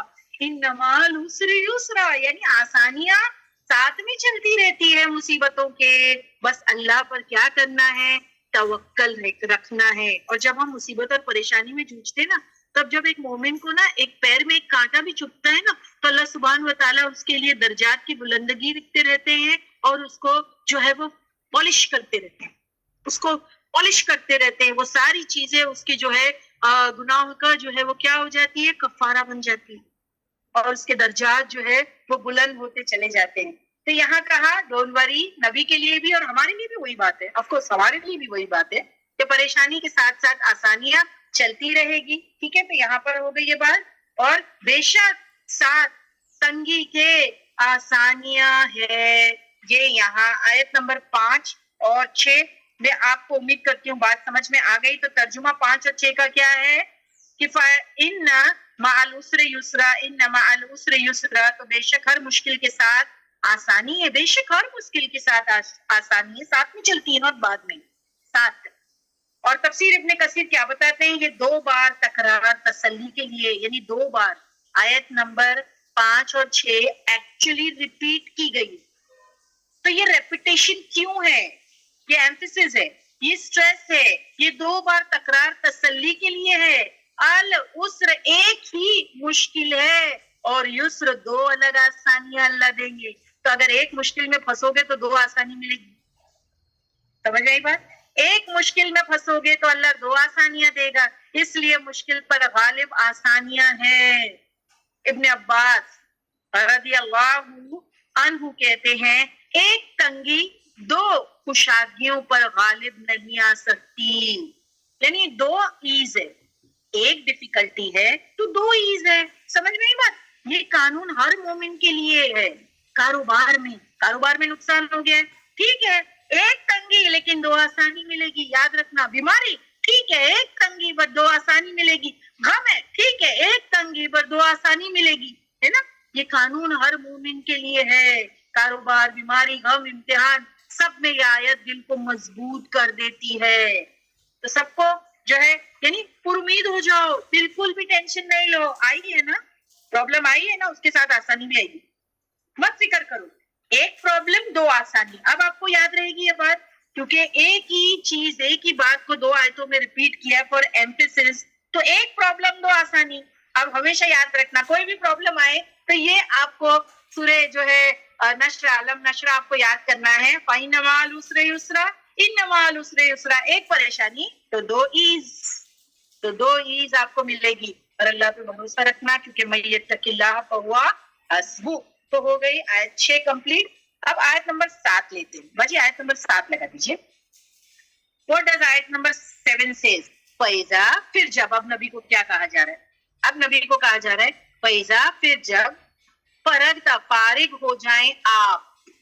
فارغ ہو جائیں آپ مطلب اپنے کام کاج، اپنی ڈیوٹیز، جو بھی دنیاوی ہو، دینی ہو، یعنی مجلس ہے، پھر جو بھی چیزیں ہیں وہی ہے، آپ اس سے فارغ ہو جاؤ تو کیا کرو؟ فَانْصَبْ، تو محنت کیجیے. اللہ اکبر. نبی کو کیا کہا جا رہا ہے کہ اب جب تم فارغ ہو جاؤ اپنے کام سے تو اور جو ہے اللہ کی عبادت میں محنت کرو، اور محنت کرو. یہ اس کا مطلب ہے. ٹھیک ہے، دونوں ساتھ میں لیتے ہیں. آیت نمبر 8 بھی. ہاں، ڈونٹ ویسٹ ٹائم. کیونکہ ہم لوگ کیا سمجھتے ہیں، ابھی کلاس کے بعد کیا کروں گی، ابھی کلاس سے فارغ ہوگی تو پھر کوئی اور چیز میں ٹائم پاس کروں گی، فری ہو جاؤں گی نا. میں کلاس کے بعد فری ہو جاؤں گی تو اب میں ٹائم پاس کروں گی. نہیں، پھر جب تم فارغ ہو جاؤ کلاس سے تو عصر کی نماز پڑھو. عصر کی نماز کے بعد میں اللہ کو یعنی اور زیادہ محنت کرو اور پکارو, اور پھر اس کے بعد میں اذکار پڑھو, اس کے بعد میں اذکار پڑھو, اس کے بعد میں قرآن پڑھو, اللہ سے کنیکشن کو جوڑ کے رکھو. تو فیضا فرغت فانصب, پھر جب فارغ ہو جاؤ اے نبی تو اللہ کی عبادت پہ محنت کرو. تو اور زیادہ جو ہے وہ محنت کرنے کی ضرورت ہے. تو پھر جب تبلیغ کے کام سے فارغ ہو جاؤ اے نبی تو اللہ کی عبادت میں لگ جاؤ. تو اللہ کی عبادت میں لگ جاؤ. جیسے حدیث ہے, نبی اتنی محنت کرتے تھے کہ رات کو کھڑے رہتے تو پاؤں سوج جایا کرتے تھے. اللہ کے رسول صلی اللہ علیہ وسلم اتنی محنت کرتے تھے. یعنی دیکھو سارا دن بھر جو دین کا کام ہے, تبلیغ کا کام ہے, آپ اس کے لیے کھڑے ہیں. اس کے بعد میں جب آپ کو فری ٹائم ملا ہے اب رات میں, تو کیا کہا گیا ہے, اب اللہ کی عبادت میں محنت کرو, اب نماز میں کھڑے ہو جاؤ. تو نبی اتنی محنت کرتے تھے کہ رات کو کھڑے رہ کر کے تو پاؤں سوج جاتے تھے. ہم سوچتے فارغ ہو جائیں تو آرام کریں. کہا اللہ کی عبادت میں محنت کرو. فارغ ہو جاؤ تو اب اللہ کی عبادت میں محنت کرو. ہم تو سوچتے ابھی کلاس ختم یا کام ختم, ابھی میں بس آرام سے بیٹھ جاؤں گی. نہیں, اللہ کی عبادت میں فارغ محنت کرو. تو وہی بات یہاں پر ابھی آپ کو یہ حدیث سے پتہ چلے گی جو میں نے آپ کو بتایا. اللہ کے رسول کی روایت ہے کہ نبی اتنی محنت کرتے تھے کہ رات کو کھڑے رہے تو پاؤں ان کے سوج جاتے تھے. باجی پلیز اس کو پڑھ دیجیے, یہ پوری تفسیر کے ساتھ ہے. جی باجی, باجی حدیث لگا دیجیے پلیز. اوکے, گلفشان باجی حدیث پلیز. ساتھ میں 7th میں ہے حدیث باجی. ہاں پڑھ دیجیے. باجی آئی تھنک سو کے اینڈ سے کوئی technical glitches, just hold on. Okay, very sad. اللہ ہماری حفاظت کرے, اللہ تعالیٰ شیطان کو. کریکٹ باجی. جی, سورہ الشرع آیت 7. So when you have finished your duty, then stand up and worship and strive. Surah Ash-Shara 94:7. The Prophet sallallahu alaihi wasallam would act upon this by devoting himself to worship after completing his daily responsibility. Authentic hadith on the authority of Aisha bin Abi Bakr radiyallahu anhu. حضرت عائشہ رضی اللہ فرماتی ہے نبی صلی اللہ علیہ وسلم رات کو اتنی لمبی نماز پڑھتے کہ آپ کے مبارک قدم سوج جاتے یا پلٹ جاتے. میں نے عرض کیا پھٹ جاتے. میں نے عرض کیا یا رسول صلی اللہ علیہ وسلم, اللہ نے آپ کو آپ کے پہلے اور بعد کے سب گناہوں سے مراد امت کے لیے مقام مغفرت کا اعلان معاف فرما دیا ہے, پھر آپ اتنی محنت کیوں کرتے ہیں؟ آپ صلی اللہ علیہ وسلم نے فرمایا افلا اکون عبدا شکورا, جس کا مطلب ہے کیا میں اللہ کا شکر گزار بندہ نہ بن جاؤں. سمجھ میں آ گئی آپ کو بات؟ اور یہاں پر یہ ریفرنسز آپ کو دیے گئے, یعنی کہ اب کیا کہ اللہ نے مجھے اتنا بڑا مقام دیا, مجھے نبی بنایا, نبوت سے نوازا, یہ ساری کتاب میرے اوپر اتاری, تو کیا افلا اکون عبدا شکورا, اس کا مطلب کیا ہے؟ کیا فلا پھر نہیں, اکون میں ہو جاؤ عبدن بندہ, شکورا شکر گزار, کہ اللہ نے اتنی بڑی نعمت مجھے دی, اب کیا میں شکر گزاری نہیں کروں؟ میں کیسے بیٹھ سکتا ہوں؟ آپ سوچیں, حضرت عائشہ فرماتی ہیں کہ آپ اتنی لمبی نمازیں پڑھتے, آپ رویا کرتے تھے کہ آپ کی داڑھی مبارک بھیگ جاتی. یہ دوسری روایت ہے. تو آپ کہتے ہیں کہ میں کیوں نہ کروں ایسا, کیا میں اللہ کا شکر گزار بندہ نہ بن جاؤں؟ افلا اکون عبدا شکورا. سوچے اللہ کے رسول کتنے شکر گزار تھے, تو ہم کو بھی کتنا شکر کرنے کی ضرورت ہے. اللہ سبحانہ و تعالیٰ نے ہم کو بھی قرآن دیا ہے, ہم جس طریقے سے بیٹھ کر کے قرآن کی ایک ایک لفظوں میں, ایک ایک آیتوں میں اس طریقے سے تفسیر کرتے ہیں, انٹرپریٹیشن کرتے ہیں, اس کو سمجھنے کی کوشش کرتے ہیں, کیا ہمارے اینسسٹرز کو ایسا موقع ملا؟ سوچیں آپ, کیا میرے باپ داداؤں کو ایسا موقع نصیب ہوا جو مجھے نصیب ہو رہا ہے کہ میں اپنے گھر میں سکون سے بیٹھ کر کے جو اللہ نے مجھے نعمتیں, جو بھی گیجٹس وغیرہ مجھے دیے, موبائل ہو یا ٹیبلٹ ہو یا لیپ ٹاپ ہو, واٹ ایور اللہ نے مجھے دیا ہے, الحمدللہ میں اپنے گھر میں چین سے بیٹھ کر کے قرآن جو ہے وہ سن رہی ہوں آرام سے. تو ہم بھی یہی کہیں گے نا افلا اکون عبدا شکورا, کیا میں اللہ کی شکر گزار بندی نہ بنوں؟ اور جب میں یہ کہوں گی کہ کیا میں شکر گزار, تو ہم کی شکر گزاری کیسے کرنی ہے, کہ اللہ کی شکر گزاری کیسے ہے؟ دل سے, قلب, پھر بالقلب, پھر کیا ہے باللسان, بالجوارح. اس کا مطلب کیا ہے؟ بالقلب یعنی دل سے شکر گزاری, پھر باللسان زبان سے, اور بالجوارح مطلب عمل سے, عمل میں. اور شکر کرنے کا جو بیسٹ طریقہ ہے سجدہ. کیا افلا اکون عبدا شکورا, نماز میں سجدہ ہوتا ہے نا, تو نماز از دا بیسٹ عبادت کیونکہ اس میں سجدہ ہے. تو کیا میں نہیں بنوں شکر گزار؟ سوچو آپ, اتنی بڑی چیز. اللہ سبحانہ وتعالیٰ نے نبی کو کیا کہا کہ اپنی ساری ڈیوٹی سے فارغ ہو جاؤ تو پھر اللہ کی عبادت میں محنت کرو, یعنی اب تم بہت محنت کرو. نیکسٹ آیت لیتے ہیں ابھی. وَإِلَىٰ رَبِّكَ, وہ اور اللہ طرف, ربک تیرے رب کے, فرغب, وہ بھی کیسا؟ رغبت کیجئے, چاہت کے ساتھ, چاہت کے ساتھ, امید کے ساتھ. یہ بات یہاں پر بتائی گئی. تو دونوں آیتوں کو ٹوگیدر ایکسپلین کر رہی ہوں, 7 اور 8 کو. فَإِذَا فَرَغْتَ فَانصَبْ وَإِلَىٰ رَبِّكَ فَارْغَب. تو جب آپ فارغ ہو اے نبی تو عبادت میں محنت کریں اور اپنے رب ہی کی طرف رغبت کریں. تفسیر ابن کثیر, پہلی 6 آیت میں اللہ کی نعمتیں اور وعدے ہیں, ہے نا, پہلی 6 آیت 1 to 6 آیت میں جو ہم نے پڑھے.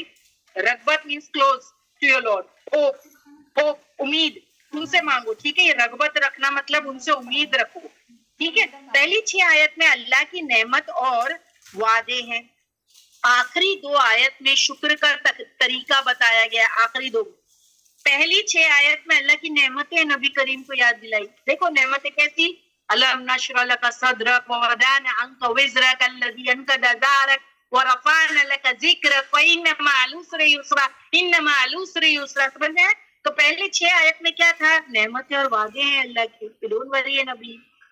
آخری 2 آیت میں شکر کا طریقہ بتایا گیا کہ نعمت اگر اللہ دے تو پھر کیا کرو, کیا کرو, شکر کرو نا. اسی لیے تو رسول اللہ صلی اللہ علیہ وسلم رات بھر جو ہے اتنی لمبی طویل نماز پڑھتے تھے, شکر گزاری کے لیے, شکر گزاری کے لیے. تو آخری 2 آیت میں شکر کا طریقہ ہے. کیا ہے وہ؟ سجدہ نماز. فارغ ہونے کے بعد فوراً دوسری عبادت میں لگ جاؤ, یعنی ایک کام سے فارغ ہو گئے. اور رسول اللہ صلی اللہ علیہ وسلم کو کیا کام تھا آپ سوچو, دین کے پیچھے ہی تھے نا. وہ دین کا کام کرنے کے بعد آپ کو کہا جا رہا ہے اب اس سے فارغ ہو تو چلو اب اللہ کی عبادت میں لگ جاؤ. فارغ ہونے کے بعد فوراً دوسری عبادت میں لگ جاؤ. دنیاوی کام سے فارغ ہو کر نماز, دعا, ذکر, تلاوت کرنا سٹارٹ کر دو. رب یہاں پر رغب کا مطلب اپنی تمام امیدیں, خواہشیں اور مقصد صرف اللہ سے وابستہ کر دو. ناؤ ڈیڈ یو انڈرسٹینڈ تابلہ؟ رغبت کا مطلب کیا ہے؟ رغب کا یہاں پر جو مطلب ہے, میں نے آپ کو بتایا نا کہ فرغب جو ہے سو مطلب اپنی تمام امیدیں, خواہشیں اور مقصد صرف اللہ سے وابستہ کر دو.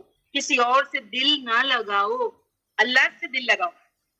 تو سورے کا پورا خلاصہ کیا ہے؟ اب پورے سورے کا خلاصہ 8 آیتوں کا خلاصہ ان دی اینڈ, کیونکہ اب ہم اس کو پورا مکمل کر چکے ہیں سورہ علم نشرح کو. اب سورے کا خلاصہ, سب سے پہلا نعمت ہے.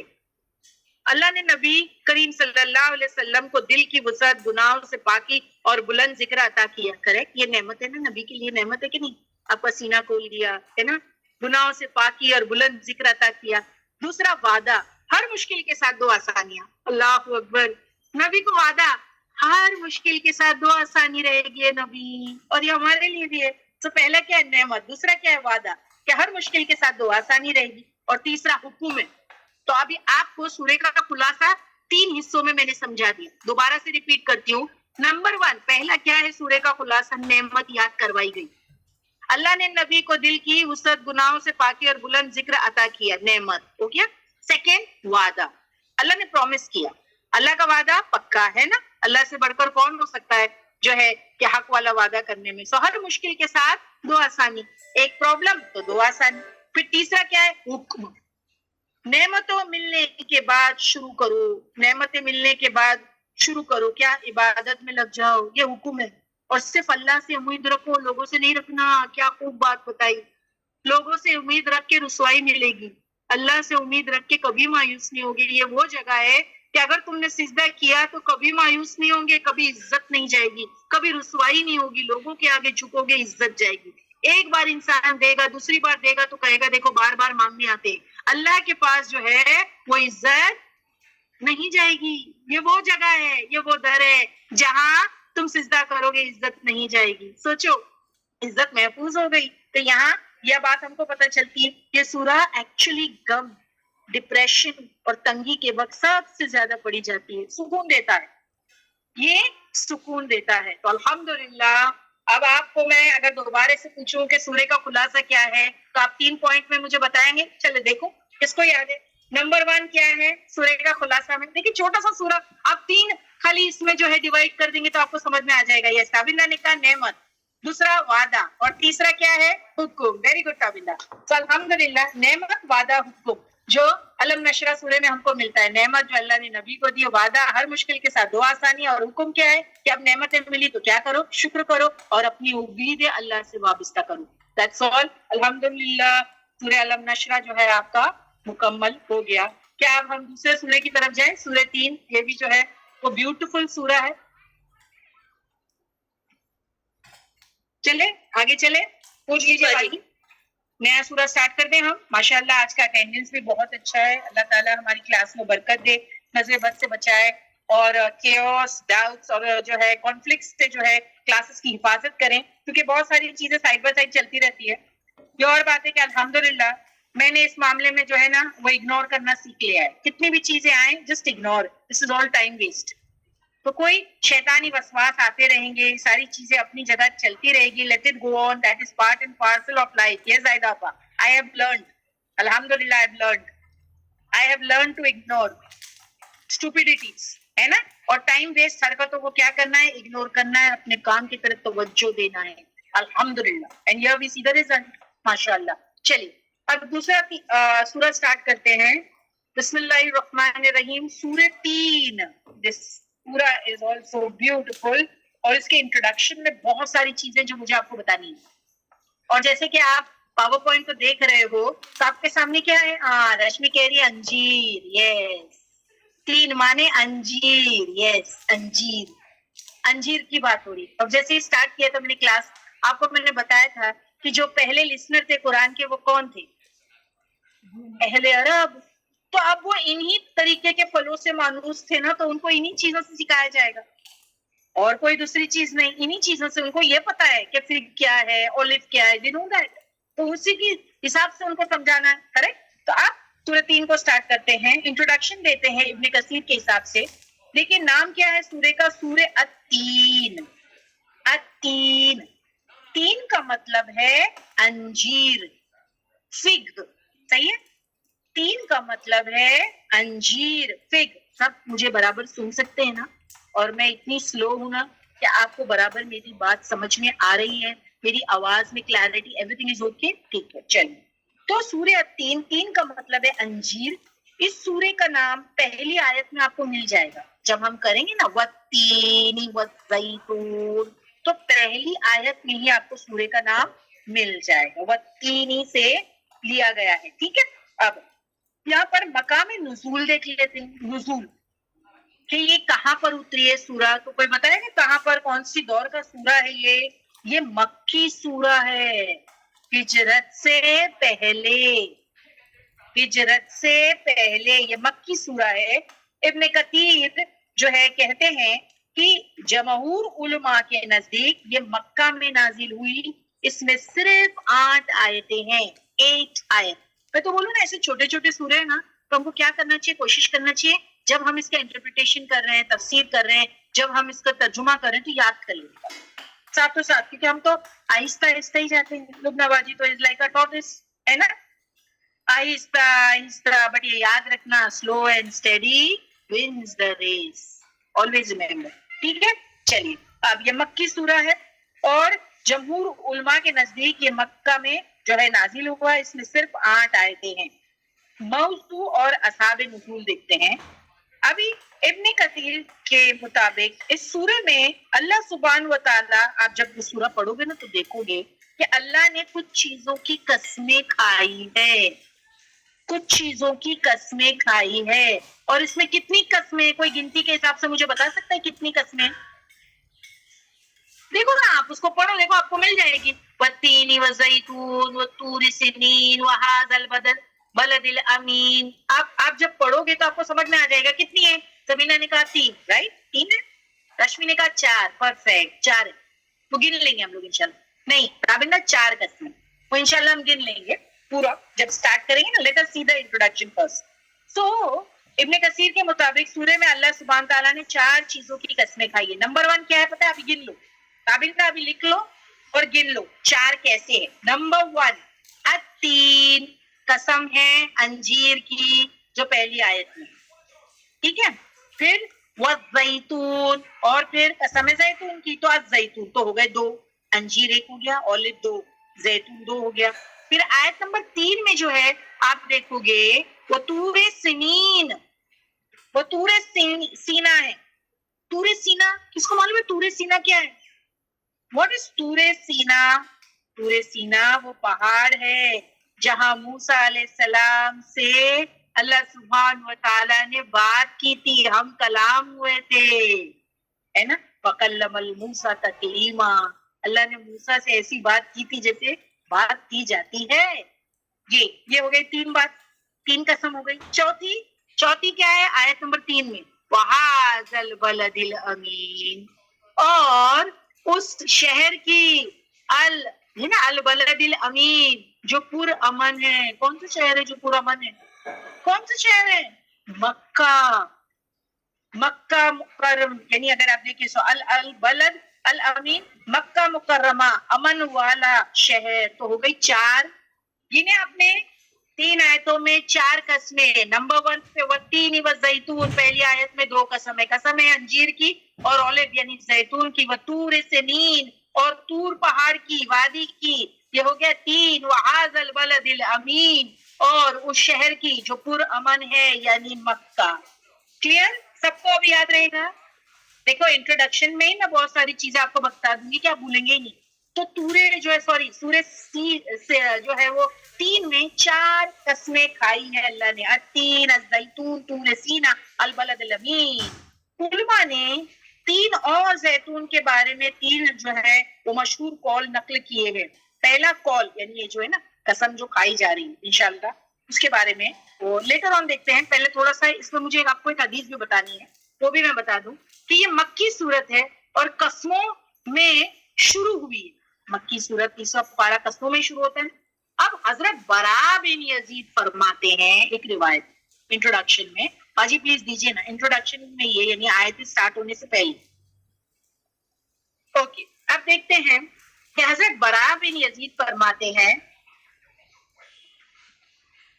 آپ کے سامنے وہ لگا دیں گی باجی نیکسٹ سلائیڈ پلیز. ایکچولی بہت طرف سے تھوڑا سا آج کنیکشن ایشو ہو رہا ہے نا.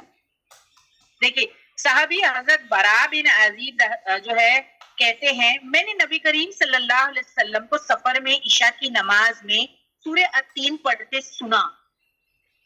میں نے آپ صلی اللہ علیہ وسلم سے زیادہ خوبصورت آواز کسی کی نہیں سنی. یہ روایت ہے جو آپ کے سامنے شو کی جا رہی ہے. پڑھو بیٹا اس کو. جی باجی. Al-Bara ibn Aziz radiallahu anhu said, I heard the Prophet sallallahu alaihi wasallam reciting Surah At-Teen during the Isha prayer while on a journey, and I have never heard anyone with a more beautiful voice or recitation than him. Sahih al-Bukhari Hadith 769 اور صحیح مسلم حدیث 464. ٹھیک ہے, تو یہاں پر ابھی ترجمہ کر رہی ہوں. صحابہ حضرت براء بن عازب جو ہے کہتے ہیں میں نے نبی کریم صلی اللہ علیہ وسلم کو سفر میں عشاء کی نماز میں سورہ 3 پڑھتے سنا. میں نے آپ صلی اللہ علیہ وسلم سے زیادہ خوبصورت آواز کسی کی نہیں سنی. تو اب اس روایت سے ہمیں کیا پتہ چلتا ہے؟ آپ کو کیا پتہ چلتا ہے جب آپ کو یہ روایت میں نے انٹروڈکشن میں سنائی؟ تو سسٹرز آپ کو کیا پتہ چلا؟ نمبر 1 سورہ التین نماز میں پڑھنا سنت ہے. نمبر 1 سمجھے آپ؟ سورہ التین نماز میں پڑھنا سنت ہے, اور خاص طور پر عشاء, یہاں پر کیونکہ عشاء کی دی گئی, اور کبھی جو ہے فجر میں بھی آپ پڑھ لیتے تھے, وہ دوسری روایت ہے. تو یہاں پر جو آپ کو شو کی گئی ہے وہ عشاء کے متعلق ہے. تو یہاں ہم کو کیا پتہ چلتا ہے کہ سورہ 3 عشاء کی نماز میں پڑھنا سنت ہے, خاص طور پر عشاء یا فجر. اوکے, یہ ہو گئی بات یہاں پر. اب قرات میں حسن صوت, اللہ نے نبی کریم صلی اللہ علیہ وسلم کو سب سے بہترین آواز عطا کی تھی. سورہ 3 چھوٹی سورہ ہے لیکن اس میں ایمان, تخلیق اور قیامت کا پورا خلاصہ ہے. اسی لیے جب کوئی اس سورے کو دل سے ترتیل سے پڑھتا ہے تو سننے والے کے دل پر اثر ہوتا ہے نا, جیسے کہ آپ کے اس سفر میں ہوا. کس کے؟ البراء بن عازب نے بتایا نا کہ مجھے اتنا اثر کر گئی نبی کی آواز. ہاں, تو سورہ التین جو ہے یہ اثر کرتا ہے جب اچھے سے پڑھو. تو یعنی ہم کو دوسری بات کیا سمجھ میں آئی؟ اچھی تلاوت, اچھی قرات سے پڑھو. آپ لوگ کوشش کرتے ہو کہ نہیں کہ آپ اچھی قرات کر کے, اس سے کیا ہوگا پتا ہے, آپ کو انٹرسٹ آئے گا آپ کی نماز میں. آپ کی نماز جو ہے نا اور جو ہے اس کی بیوٹی انہینس ہو جائے گی, اور خوبصورت بنانے کی کوشش کرنی چاہیے, اور اچھی آواز سے پڑھنی چاہیے. آپ کو پتا ہے نا کہ ایک صحابی تھے جن کی قرات کو اللہ سبحانہ و تعالیٰ کان لگا کے سنا کرتے تھے. جب وہ تلاوت کرتے تھے تو اللہ سبحانہ و تعالیٰ کان لگا کے قرات کو سنتے تھے. یعنی اللہ سنتے ہیں تو ہم کیوں نہ سنائیں, ہم کیوں نہ سنائیں, ہم اچھی قرات کرنی چاہیے ہم کو. ٹھیک ہے, اور پھر جب یہ سورہ جب مکمل ہوگا تو اس میں ایک پیغام ہے. بیفور آئی اسٹارٹ دا سورہ, ادھر ایک میسج ہے. اس سورے کے اندر ایک میسج ہے جو میں آپ کو بتانا چاہتی ہوں, جو بالکل آخری میں, جب ہم سورے کو ختم کریں گے تو اس کے آخری میں اس کا پیغام ہے. سورے کے آخری میں اللہ یہاں پر پوچھتے ہیں, آخری جو آیت ہے نا اس کے اندر اللہ سبحانہ و تعالیٰ پوچھتے ہیں فما یکذبک بعد بالدین. یہ ہے, پوچھتے ہیں اس کے بعد بھی تو قیامت کا انکار کیوں کرتا ہے. اسی لیے علماء کہتے ہیں جب یہ کوشچن ہے اللہ کی طرف سے, تو جب اللہ سبحانہ و تعالیٰ کوشچن کرے تو ہم کو آنسر دینا چاہیے نا, ہم کو ہمیشہ آنسر دینا چاہیے. جیسے کتنے لوگ ہیں آپ میں سے فَبِأَيِّ آلَاءِ رَبِّكُمَا تُكَذِّبَانِ, جب آپ سنتے ہیں تو آپ اس کا جواب.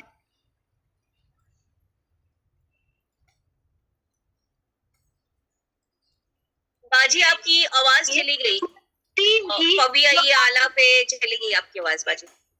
نہیں تو ہم کو آنسر دینا چاہیے. فَبِأَيِّ آلَاءِ رَبِّكُمَا تُكَذِّبَانِ, تم کون کون سی نعمتوں کو جو ہے اللہ کی جھٹلاؤ گے, تو ہم کو کیا رپلائی دینا ہے؟ لا بشیء, میں کسی بھی نعمت کو, لا بشیء نعمت ربنا نکذب فلق الحمد, نہیں اللہ میں کسی بھی نعمت کو نہیں جھٹلاتی تیرے, ہم کو جواب دینا چاہیے. اسی لیے علماء کہتے ہیں کہ جب یہ لاسٹ آیت سورہ 3 کی جب پڑھی جاتی ہے 7 نمبر کی, فما یکذبک بعد بالدین, یہ آیت تو ہم کو جواب دے دی. اس کے بعد بھی تو قیامت کا انکار کیوں کرتا ہے, اللہ پوچھ رہے ہیں اس کے بعد بھی تو قیامت کا انکار کیوں کرتا ہے, تو ہم کو کیا کہنا چاہیے, ہم کو کیا کہنا چاہیے. اسی لیے علماء کہتے ہیں کہ اس آیت کے بعد ہم کو جواب دینا چاہیے بلا وانا علی ذالک من الشاہدین, کہنا مستحب ہے, یہ پسندیدہ ہے, مطلب ہاں اور میں اس پر گواہ ہوں, یعنی میں قیامت پر گواہ ہوں. اللہ میں نہیں جھٹلاتا, میں قیامت پر کیا ہوں, گواہ ہوں. اور یہ مستحب ہے. جب میں مستحب بولوں گی اس کا مطلب نہ وہ فرض ہے نہ وہ سنت ہے. پلیز میرے ورڈز کو سمجھے, میں نے اسے مستحب اٹ مینس پسندیدہ, ورنہ پھر لوگ اس کو پکڑ لیتے ہیں, آپ کو پتا نہیں, اس کا بتنگڑ بنانا سٹارٹ کرتے ہیں, اس کو بتنگڑ بنانا سٹارٹ کرتے ہیں. تو یہ پسندیدہ ہے, اٹس گڈ.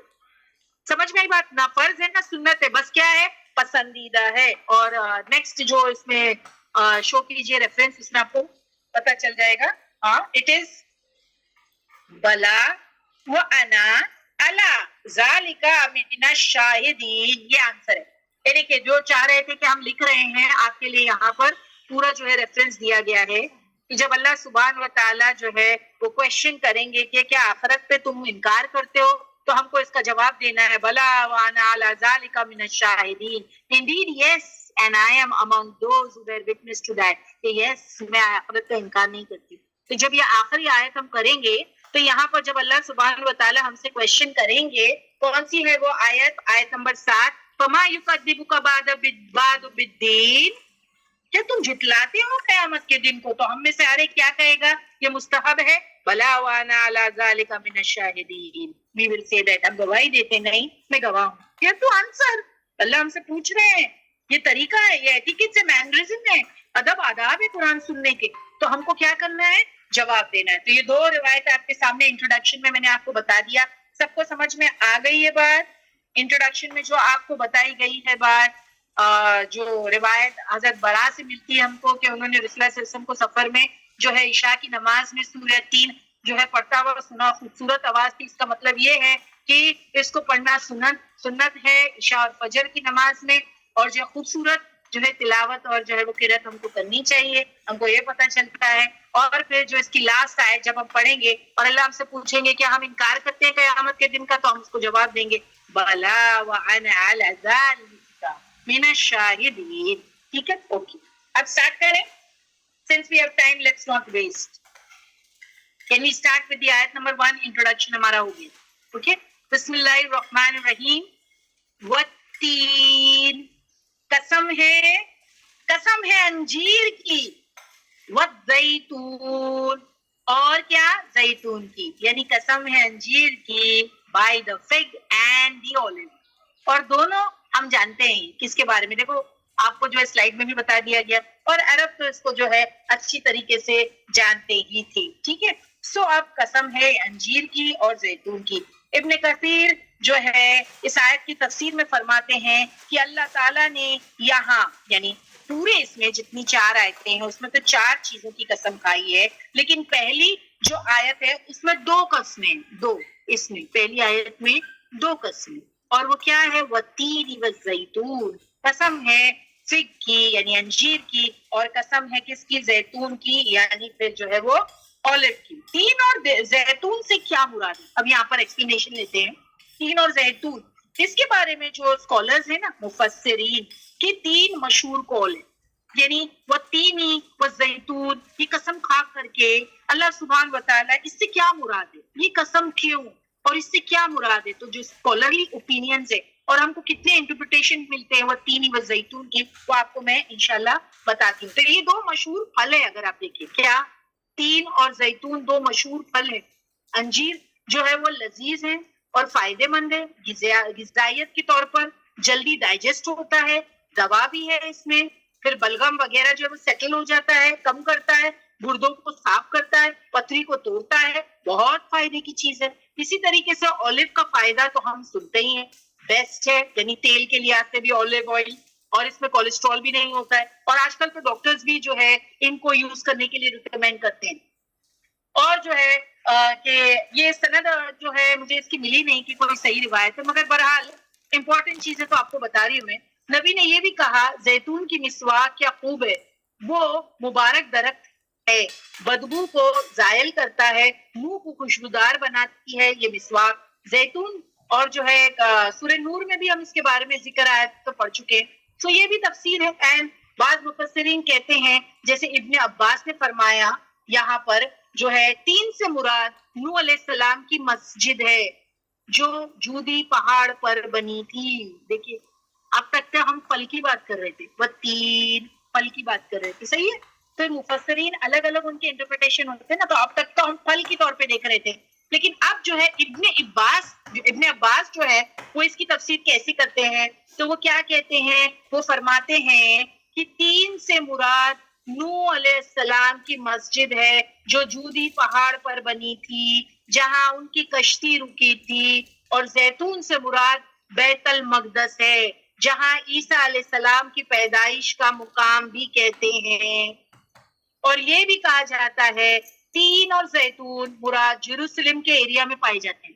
زیادہ تر یہ تین اور زیتون جو ہے وہ کیا ہے, جیروسلم کے علاقے میں جو ہے وہ پائے جاتے ہیں, کیونکہ یہاں سے ہی زیادہ یہ پھل پائے جاتے ہیں, وہی کے مشہور پھل ہیں یہ ایکچولی. تو یہاں کتنی خوبصورت بات ہے. یس شیما باجی آپ نے بہت بہترین طور پہ کنیکٹ کیا ہے. تین اور زیتون مفید پھل, سوچو آپ. اور وہاں اس جگہ کے بارے میں بھی آپ کو بتا دیا, تو پروفٹس نعمت ہے, تین بھی نعمت, زیتون بھی نعمت, اور پروفٹس بھی نعمت ہے نا. سو تین اور زیتون سے کیا مراد ہے, اس بارے میں مفسرین کی 3 مشہور قول ہے. نمبر 1 ظاہری مطلب لیتے ہیں. چلیے اب آپ کو خلاصہ اور اچھے سے کر کے بتاتی ہوں. اصل پھل ہے, 3 سے مراد وہ پھل انجیر ہے, اور زیتون سے مراد زیتون کا پھل ہے. ابن کثیر کہتے ہیں یہ دونوں بہت مبارک پھل ہیں, اس میں بہت سی غذا اور شفا ہے. اللہ نے ان دونوں کا ذکر اس لیے کیا کہ یہ دونوں جنت کے پھل ہیں اور دنیا میں بھی ان کی بہت فضیلت ہے. زیتون کا ذکر جو ہے وہ قرآن میں مبارک زیتون کے نام سے بھی آیا ہے نا سورہ نور میں. دوسری کال, 2 مقدس جگہ ہے یہاں, تین اور زیتون, امپورٹنٹ پھل, 2 امپورٹنٹ پھل اور 3 اور زیتون, اس سے 2 مقدس جگہ. دوسری تفسیر, بعض علماء کہتے ہیں التین سے مراد دمشق کا شہر ہے اور الزیتون سے مراد بیت المقدس ہے. دیکھیے التین سے مراد دمشق کا شہر تو ہم جانتے ہیں عیسیٰ علیہ السلام سے ریلیٹڈ ہے, اور جو ہے پھر بیت المقدس بھی, کیونکہ دونوں جگہیں انجیر اور زیتون کے لیے مشہور بھی تھی, اور وہاں بہت سارے انبیاء گزرے, اور وہاں سے بہت سارے انبیاء گزرے. پاپولر پھل اور پاپولر انبیاء اور پاپولر جگہ. دیکھو کتنا کلیکٹ کرو, کتنی اچھے سے اللہ سبحان و تعالیٰ نے صرف دو لفظ میں کتنی بڑی بات یہ ہے عربک لینگویج.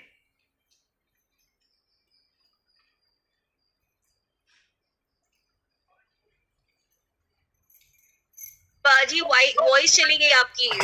اوکے, والتین والزیتون سے مراد کیا؟ تو یہ 2 امپورٹنٹ پھل. ایک تو یہ سمجھ میں آ گئی بات.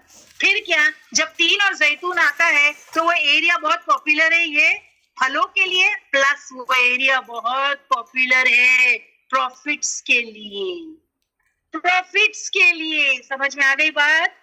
پھل امپورٹنٹ, جگہ امپورٹنٹ, پروفٹس امپورٹنٹ. تیسرا کال, ٹھیک ہے, 2 پہاڑ. کچھ کہتے ہیں 3 سے مراد وہ پہاڑ ہے جس پر نوح علیہ السلام کی کشتی ٹھہری تھی, اور زیتون سے مراد بیت المقدس کے آس پاس کے پہاڑ ہے. سو ابن کثیر کا راجح قول, ابن کثیر سے سب قولوں کو ذکر کرنے کے بعد کہتے ہیں کہ اصل میں یہ اللہ کی قسم ہے, چاہے مراد اصل پھل ہو, یعنی پھل اگر آپ کوئی لینا چاہتے ہو تین اور زیتون کو پھل, تو چاہے یہ پھل ہو یا مقدس جگہیں ہے نا, مقدس جگہیں بھی تو ہے نا یہ, اور یہ پھل اسی جگہوں پر ملتے ہیں, یہ مقدس جگہیں بھی تو ہے. پھر مقصد یہ ہے وہاں نبی بھی آئے, انبیاء بھی آئے.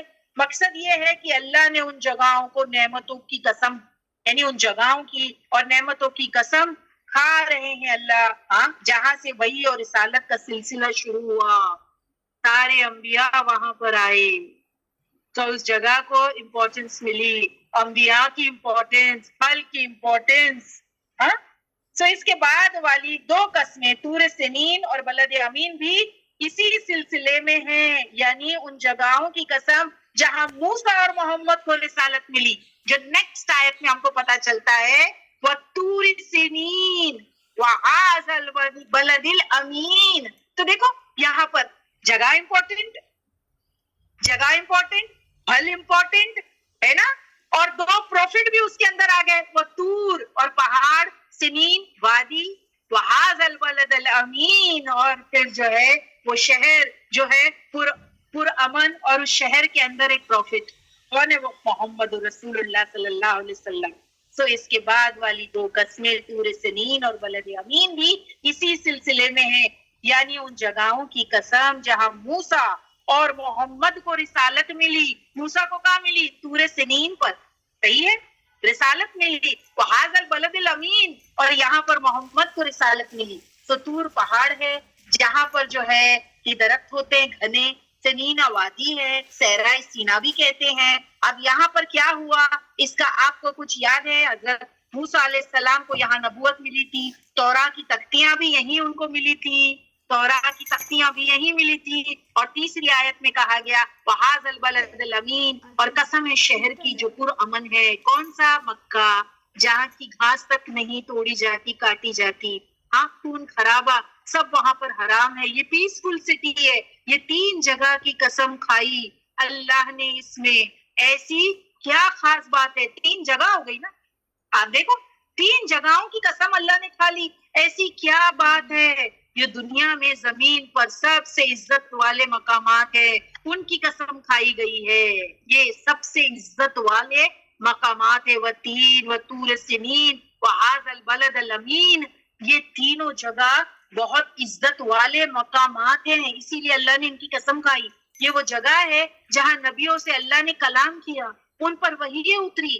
اگر ہم 3 زیتون, یہ تو سب سے زیادہ انبیاء کا مسکن بھی رہا ہے, 3 اور زیتون لے تو سب سے زیادہ انبیاء جو ہے کہ یہیں آئے ہیں, یہی میجورٹی آف پیغمبر آئے تھے. طور سنین کنیکٹڈ ٹو موسیٰ ہے, طور سنین کنیکٹڈ ٹو موسیٰ ہے, اور بلد الامین کنیکٹڈ ٹو نبی کریم. جہاں پیغمبروں پر وحی نازل ہوئی ان جگہوں کی قسمیں کھائی گئی ہے اور عظمت بیان کی گئی ہے. یہ جہاں کے دنیا کے بیسٹ انسانوں سے اللہ سبحانہ و تعالیٰ نے کلام کیا. یہ وہ جگہیں, یہ مقدس جگہیں, طور سنین وہذا البلد الامین والتین والزیتون, یہ وہ جگہیں ہیں جو اللہ سبحانہ و تعالیٰ نے اپنے دنیا کے بیسٹ لوگوں سے بات کی ہیں, یعنی وہ پیغمبروں کی طرف یہاں پر اشارہ ہے. تو اس قسموں میں اگر آپ دیکھیں 5 اولو العزم انوالوڈ ہیں. چلیے اب آپ مجھے بتائیں, ان کے مسکنوں کا ذکر یہاں ہے, ان کی جگہوں کا ذکر یہاں پر ہے. یہ بیسٹ لوگوں کی بات آئی, ان کی جگہوں کی بات آئی ہے نا. تو اب وہ بیسٹ جو میں آپ کو بتاؤں کون ہے, 5 اولو العزم پیغمبروں کی بات, ان کی جگہوں کی بات, ان کو وہاں رسالت ملی تھی. کون ہے 5 اولو العزم؟ سب سے پہلے تو دیکھیے یہاں پر نوح علیہ السلام کی بات ہوئی نا. نوح علیہ السلام کی ہوئی کہ نہیں؟ ہم نے 3 پہ کیے نا, کہ جہاں پر وہ پہاڑ پر وہ کشتی رکی تھی وہاں پر مسجد ہے نوح علیہ السلام کی, تو وہ ہم نے جودی پہاڑ پر 3 کی بات کی, ٹھیک ہے. اس کے بعد میں جو ہے کہ طور سنین تو بیت المقدس کی بات ہوئی, تو وہاں ہم نے کس کو لے لیے؟ عیسیٰ اور موسیٰ کو لے لیے, عیسیٰ اور موسیٰ کو لے لیے, 3 ہو گئے. وہذا البلد الامین میں کون آ گئے؟ چلیے یہاں پر بتائیے, ہذا البلد الامین میں کون آ گئے؟ لیٹ می سی. 3 میں تو نوح علیہ السلام ہے, وہ طور سنین میں موسیٰ اور عیسیٰ ہے, 3 ہو گئے.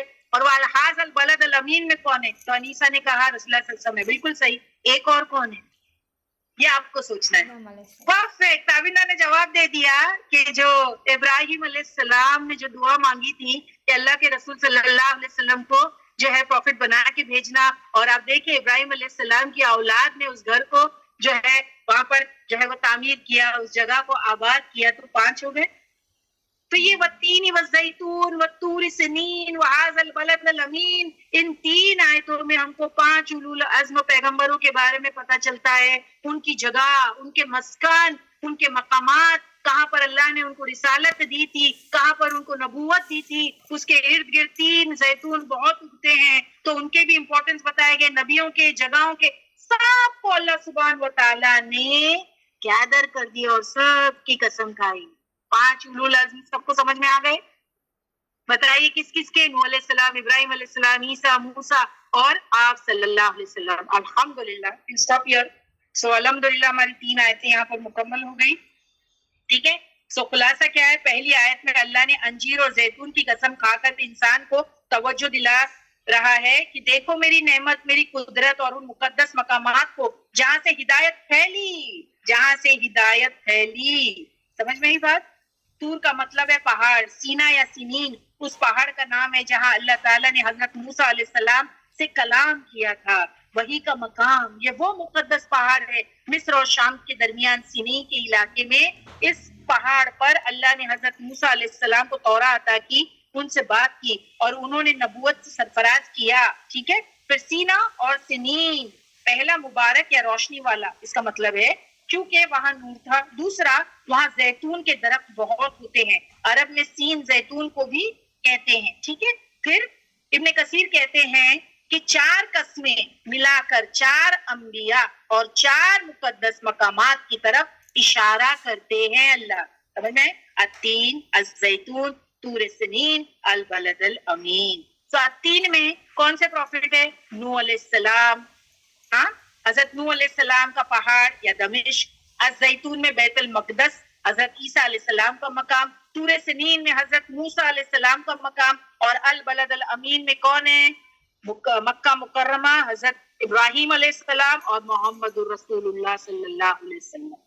تو یہ یہاں پر بات ہم کو پتہ چل گئی. مطلب 4 عظیم انبیاء, 4-5 اولو العزم اور ان کی 4 مقدس جگہوں کی قسم کھا کر فرماتے ہیں کیا؟ وہ جواب کی قسم آپ کو نیکسٹ ٹائم بتاؤں گی. اللہ سبحانہ وتعالی 4-5 اولو العزم, ان کے مقدس مقامات اور پھل اور ان جگہوں کی قسم کھا کے کچھ بات بتانے والے ہیں. جواب قسم نیکسٹ ٹائم انشاءاللہ بتائیں گے.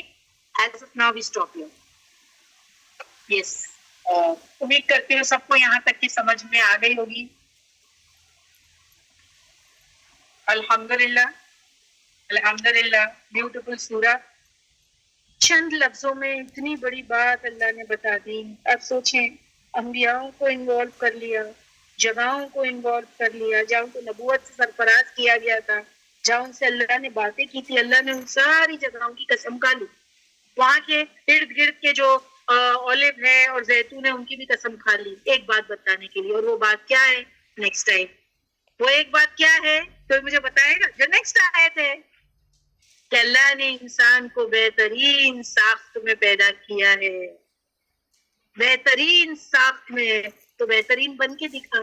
اللہ اتنی امپورٹنٹ چیزوں کی قسمیں کھا کے کہہ رہے ہیں کہ انسان تیری جو تیری تخلیق ہے نا بہترین ہے, تو سارے جاندار اور ساری مخلوق میں بہترین ہے, تو جنات میں بہترین ہے, تو فرشتوں سے بھی بہترین ہے.